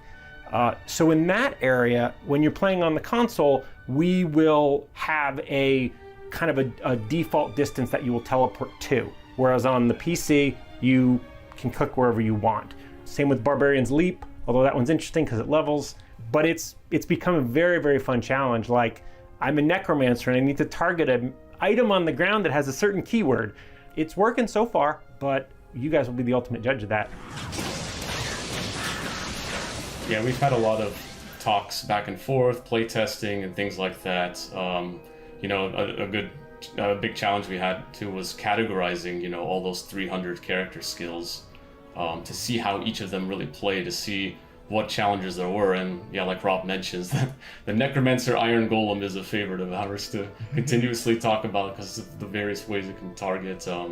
Also, like a sorcerer's telekinesis is another example. Watching the trailer, we see the assassin and druid at the campfire. We see a druid casting tornado. I have to ask though, even still, this includes Lord of Destruction, right? This is going to be a full encompassing remaster and not just classic or just a piece? That's correct. Yeah, we are going to be including both the base Diablo 2 and the expansion Lord of Destruction as well. And we're even keeping the mode of playing non-expansion character as well, right? So you could still play a classic barbarian, for example, and things like that. Okay, awesome. Because that was something I was also going to ask was, will there be classic mode? Because once again, when you go to the purist, you always have the people that go back all the way and they're like, classic is pure and that's it, and I won't play anything else. Yeah, it was very much a mode we wanted to keep. Even based on popularity, it might not be as much, but it's still a part of the game, and it still leads to interesting ways of playing too, right?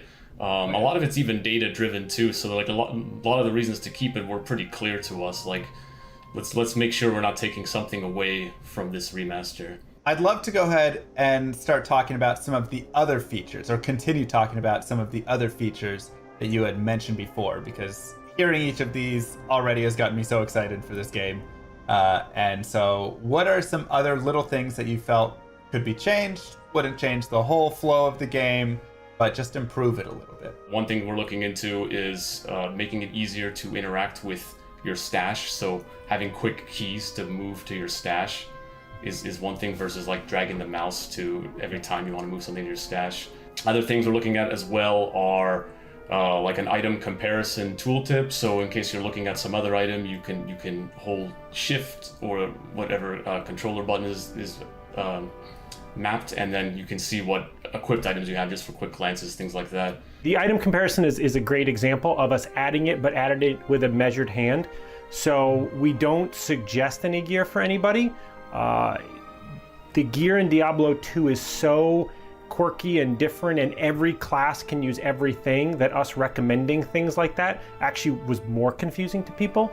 So you hold shift and it's like, here's what you got equipped, here's what it is. I think that's the great way to do it with Diablo 2, because I agree. I mean, I think that's one of the best parts about Diablo 2. The items are so fantastic, so unique in their own design, that it would be near impossible to have a tooltip that could actually recommend one or the other, you know, because it's all so unique to every situation and character and skill build and everything. We added 5 more languages, so that's a feature to a lot of people who speak those other languages. The whole front end is pretty much modernized now, so your character is much bigger front and center right in the beginning, and you'll have a backdrop of whatever act you're in. So that's all been streamlined. You can still, play online or offline, but that flow has been improved. So what are your favorite changes that each of you have within the game so far? There's a lot of fun. It's fun to see a lot of the art come to life with our new visuals. So for me, one of the things I've been waiting for since first starting on this game was to see that character creation campfire scene come to life in our new arts, and I'm really happy to see how far it's progressed, and I love seeing that. It's just such an iconic moment. It's the first thing you really see in the game before you get started, and it's amazing. Can I say all the art? No, I'm just kidding. So we added, like Rob mentioned, we added like an act-specific screen in the front end. And it's basically this large screen where we have like a diorama of each act, and it's amazing to see, because it feels like you're really there. Like you can see the detail, you can see every aspect of the scene, and like it just has that very immersive feeling to it. So that's probably my favorite part. I think mine is a little bit more squishy. I think our game has gotten a little scarier. I think that there are certain areas in the game where just the way that the 3D lighting is and the way the sound is, and I play it on a big screen TV sometimes, and just it feels scarier, it feels creepier, a little more claustrophobic in certain areas. That's not just one feature, there's a lot of things going on there, but I think it's really, really cool. I would like to hope that had the original creators had the tools we have today, it's the experience they would have wanted to make. Yeah, I think the lighting really helps with that too, because we're a 3D game. That's one of the biggest differences between the original games. So what the game had before with the sprites, with 3D models built into sprites, was not a true real-time lighting system. So because we're pushing that with a 3D graphics engine running on top of the game and getting actual 3D lighting inside of those kinds of caverns and corridors makes for a very interesting experience now, because it just feels more immersive with having light react around you like that. Yeah, I would definitely say, I mean, I've only seen the trailer piece you sent me, but even from that, just seeing like down in the tunnels or the sewers or, you know, any of those like you said, cavern dungeonous zones, the lighting, it was darker and brighter, and then things like the skeletons with the fire, it just had like this different, I agree, creepier feel. So I haven't seen much more than, or anything more than you guys showed me, but there was definitely a different feel to the game, and I loved the fire the most. I think just watching like the sorceress meteor was like gorgeous. Fire and lightning, once we got all the effects up and running, that was definitely a couple of times where we would be just in a review and we're like, oh, like, and 10 minutes would go by and we're like, oh crap, we had a meeting, we were just playing now. Another thing that kind of goes without saying, that just because it's parody, but 8-player multiplayer, that just works. But once again, it was tricky to get that going. So with multiplayer, are there going to be any changes, any differences in there from PvP to trading to how players interact, you know, units blocking each other? I mean, all sorts of stuff. So with multiplayer, we want to keep all the features you've known and loved there. So PvP will still be there, down to like opening the party window and engaging hostility. Trading is still going to function the same as you know. You know, you can go into games, trade items, or talk in chat channels and things like that. Areas of improvement, though, like I said, going back to my mentioning of reimagining a lot of the UI, improvements to the battlement lobby. So we're trying to look at some things like improving like how you browse server games. Like, so when you're looking at a game to join and typing passwords and things like that, that's the kind of area we're trying to see how we could smooth out in ways like making sure you can browse normal games, nightmare games, and hell games, even though you've graduated to the higher difficulty. I'm sure you've known that. There's nothing worse than accidentally killing Bale in Nightmare when you're trying to do Nightmare Bale runs and you're like, I can't find any of the games anymore for Nightmare Bale runs. But you can if you log into a separate character. Right, you go to a separate character and then look at it. That was kind of our logic, right? Since there are workarounds there, that made it easier for us to make the decision of allowing some of those things.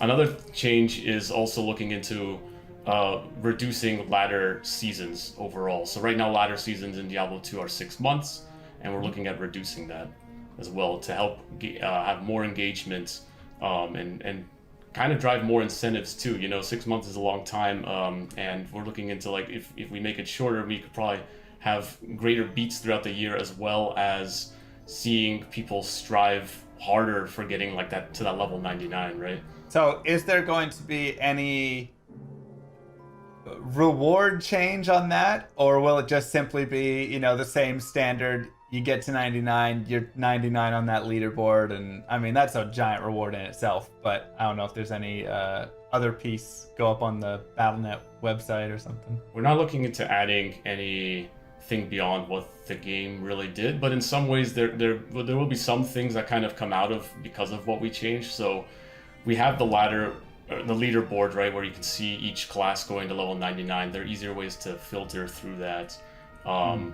And we're also looking into saving that, right? So you can always look back to previous seasons as well. So in a way, we're creating that kind of legacy now that has kind of been dropped from the past. So that's one advantage, is your names could be there in the legacy if you look in the past. I mean, I think that would be cool enough. Just anything to keep it there as like a forever, like this was season 1, season 2, you know? Like that's when I got my 89. Because I know a lot of people like to go and reflect kind of on their old characters and pushes and stuff like that. Character expiration will not be a thing anymore, by the way. Ooh, Due to modern Battle.net integrations, you will not have to worry about refreshing your characters, so they will stay with you. Awesome. Will there be anything different with like character names then, if that's the case? Oh, yeah. So this was one that we talked about for a very, very long time. So because we are moving to global servers and we have cross progression, we will allow duplicate names because with everyone being in the same thing across all consoles and all platforms and other things like that, you would very quickly bump into duplicates like day one. And so we are allowing duplicate names. However, they will also be appended with your gamer tag or your Battle.net ID or other things like that, so that you are still unique.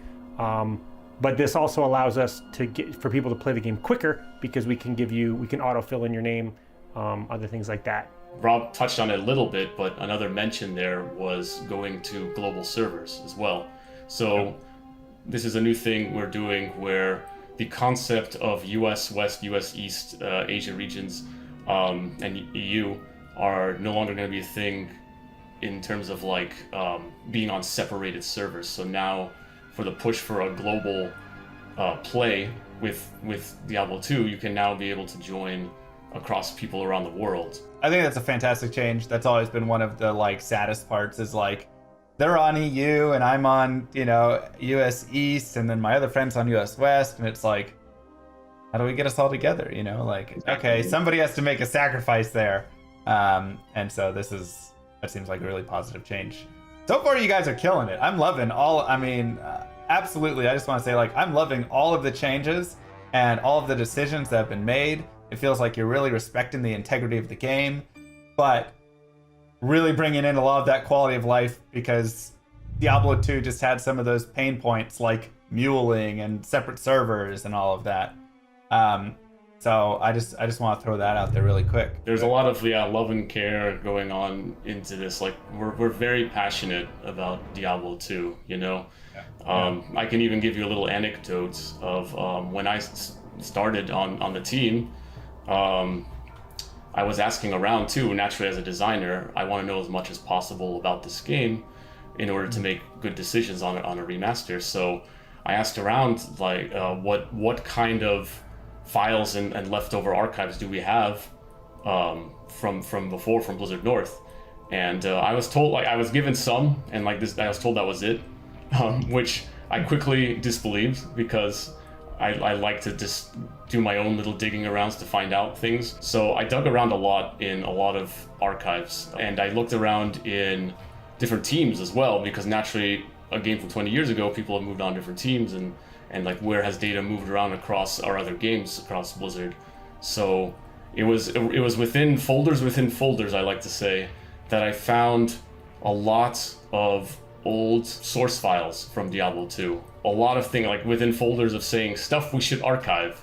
And there was a lot of stuff to archive indeed, because there are a lot of things, like we're talking like model source files, old tools that Blizzard North used to create like the sprites and things like that. All these things I spent months and months organizing and communicate that out to the team, and help getting Blizzard library team and other people to help out too, to help share as much information as possible, which helps a lot with when we're adapting some of these models and whatnot and making new art out of it, because sometimes those pixels aren't good enough, and if we have some kind of source model to look at, if we have it, now we can make even closer decisions. On that day when he found that, I think that really helped me greatly. Like, we sent all of that imagery, even the models, I think we sent over to the outsource teams and different art teams, which they used as like a stepping stone. The only piece of art we actually reused one-to-one were Tyrael's wings. So we actually took the Tyrael wings from the old Max file and then just repurposed that for hours. Like, we did very little work, very little modernization of that. We just made it work. But yeah, we did follow a lot of the rules that the old game actually used. For like another example is the succubus, in which I think the old Blizzard North model, they reused the assassin mesh for the body, and we did the same thing. We use our assassin mesh for the succubus. Yeah, a lot of fun discoveries that we're actually kind of making the same decisions on in interesting ways. Another example too, like, is because we found a lot of stuff. There's a lot of old texture files for some environments on the game. So another example is like the walls you see in the Act 2 tombs with those kinds of like paintings on them are the same textures we're using because we found the source files for those. Any symbology we have questions on, we always like jump into that archive, try to find some kind of source or reference or something, and we just reuse it as much as possible. We want this to be as true as possible. That could even carry over to the cinematics too, you know, like a lot of the cinematics cover the same locations. Think of like Tal Rasha's tomb with Baal in front of it, and there's all those runes going on behind him. Finding sources like that to try to match as much as possible was a goal, and I'm glad to say we did find those kinds of things, and they're matching it very well. So it's helping our cinematics too. There was even concepts we repurposed. Like we found a couple concepts that were amazing from 20 years ago.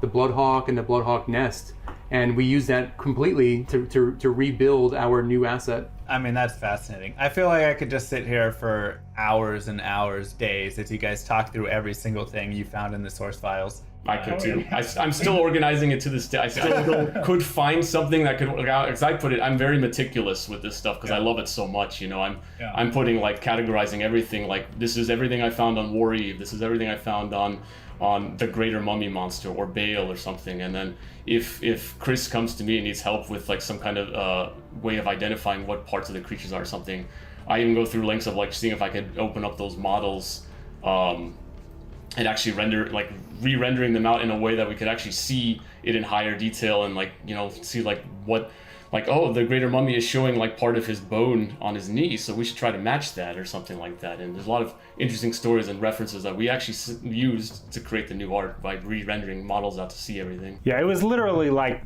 video game archaeology, and even learning how parts of D1 were made, parts of the code that were commented out.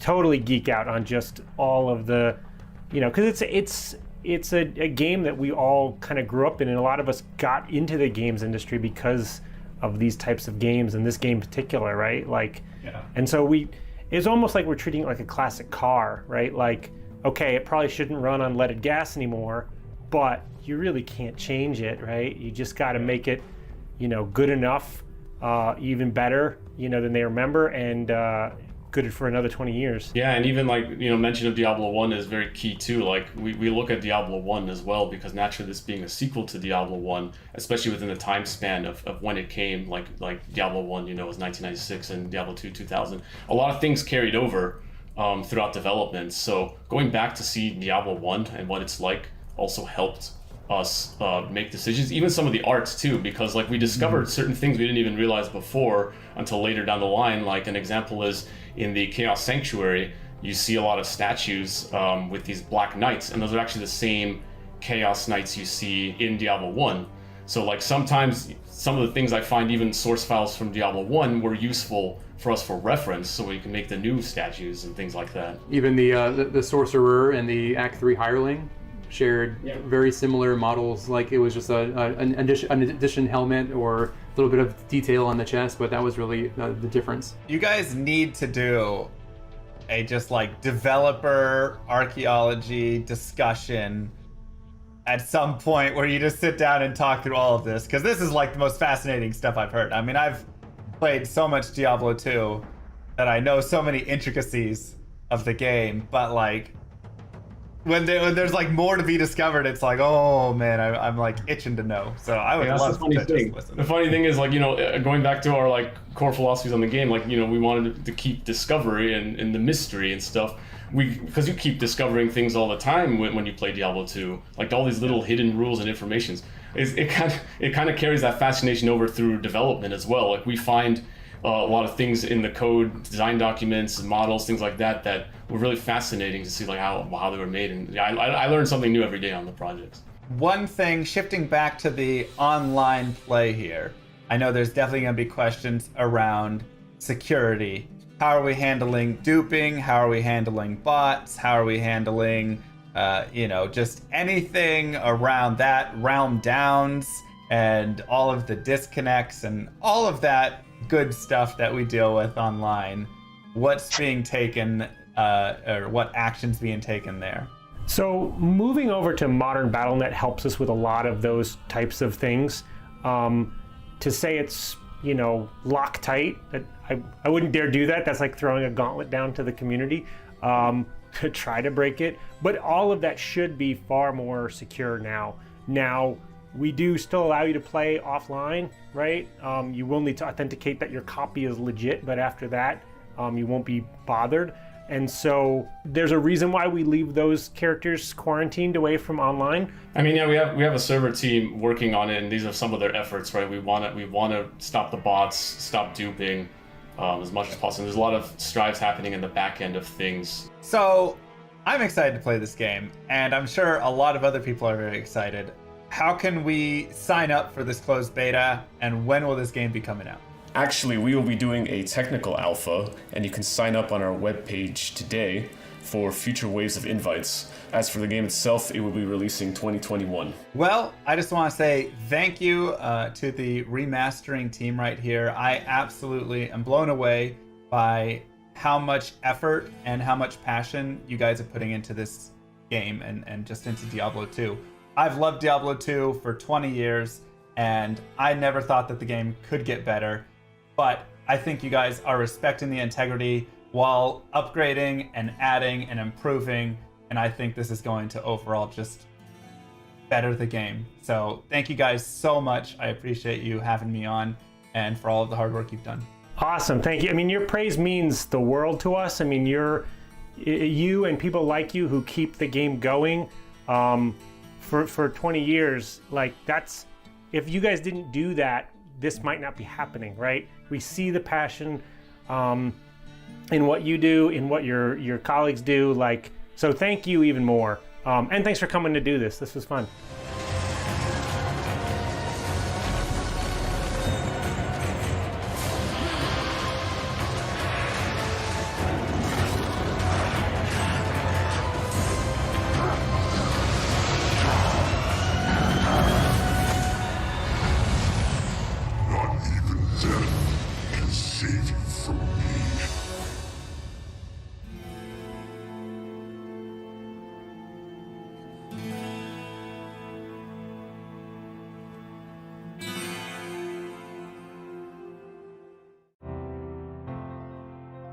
Dolby is a proud partner of Blizzcon Online. Watch Shock vs. the World in Dolby Vision and Dolby Atmos, only in the Dolby Access app. Coca-Cola, the official refreshment of Blizzcon Online.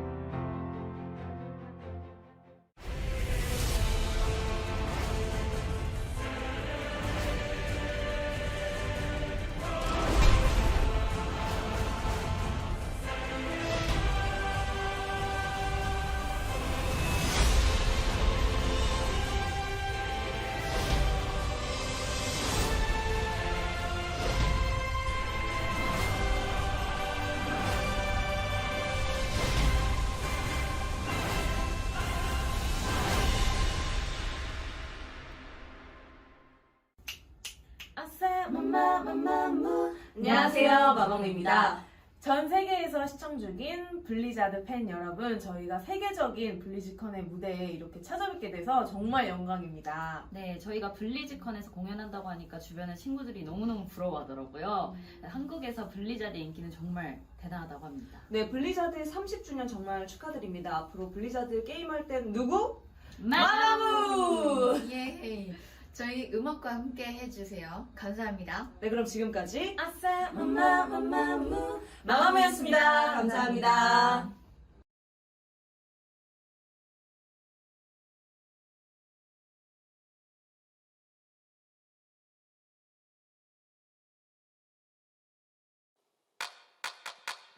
All I wanna be is 멋진 내 맘대로 걸어 머리 어깨 무릎 다 힙해 Do it like me do it 나를 따라 해 Kick it clap it 모두 같이 해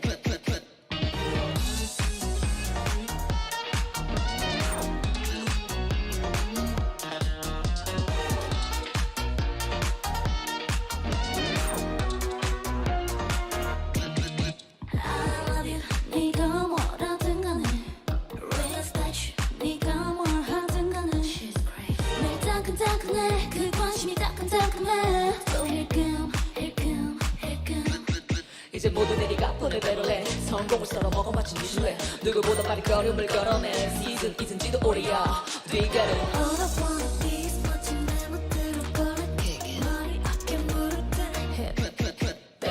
넌 아니 된 my passion 별로 신경 안 써 그저 action 자꾸 click me 홀린 듯이 Close up, close up, close up hip, hip 머리, 어깨, 무릎, hip, hip, hip hip, hip, hip, hip, hip 머리, 어깨, 무릎, hip, hip, hip, hip, hip 어딜 가도 넌 reflection 빛날 수 있어 세상에 넌 하나뿐인 걸 근데 왜 이래 네 얼굴에 침뱉니 날 자극한 여러분 감사 거기서 모두 지질이 반사 덕분에 나의 멘탈을 다단해 난 더 물고 만들어 갈게 All you wanna be is trendy 얼굴 긁기 기믹 됐지 그런 애들끼리 hip 넌 아니 된 my passion 별로 신경 안 써 그저 action 자꾸 click me 홀린 듯이 do Close up, close up, close up hip, hip 머리, 어깨, 무릎, hip, hip, hip, hip, hip, hip, hip 머리, 어깨, 무릎, hip, hip, hip, hip, hip 검은 티 삐져나오니 떡진 머리 난 상관없지 검은 티 삐져나오니 떡진 머리 내가 몇해 검은 티 삐져나온 팬티 떡진 머리 난 상관없지 검은 티 삐져나온 팬티 떡진 머리 내가 몇해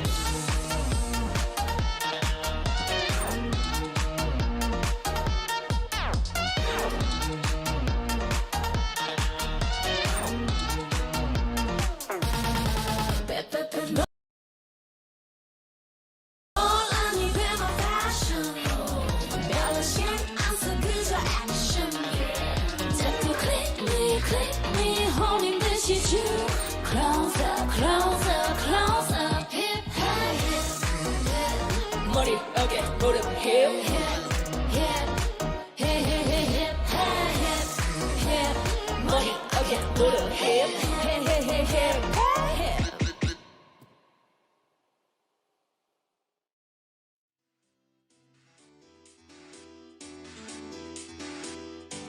Welcome to BlizzCon Live, a celebration of Blizzard communities and 30 years of Blizzard games. I'm super excited to be able to share with you where our adventures are taking us next. We have a special surprise for you today. Let's check it out. Well, what a day. I always love seeing those Blizzard cinematics and, of course, hearing all the latest updates from our dev teams. We're excited to unveil our first major content update for Shadowlands, Chains of Domination. Soon, you'll be able to revisit Outland yourself when beta starts and tell us what you think. With Classic revisiting the past, now let's take a look to the future and explore the first expansion of the year of the Griffin. The mantra for Diablo 4 has been customization first, and the road takes us to a whole new level. We really want Overwatch 2 to feel like the next evolution, a true sequel to the first game. After more than 20 years, the Dark Wanderer has returned. From epic performers of BlizzCon's past, Metallica, to our endlessly talented voice actors.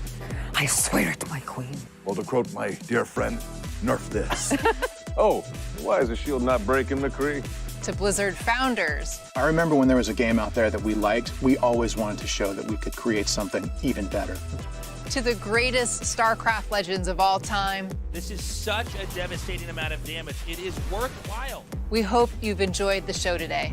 Again, please check out the activities waiting for you on BlizzCon.com and join the discussion on your favorite social media channel. Tomorrow is all about leaning into our global community, starting with responses to your questions and comments from today. Then our truly amazing community showcase built from all the epic brilliance of all of you. We hope we have segments planned that capture your interest. And if you happen to love Diablo and/or D&D, please check out our truly customized and intriguing Critical Role campaign. The air, and it's about to bring it down before it freezes solid, and then as the coins hit it, it breaks away into thousands of tiny frozen bone fragments. Thanks for tuning in to day one of BlizzCon Line. See you tomorrow.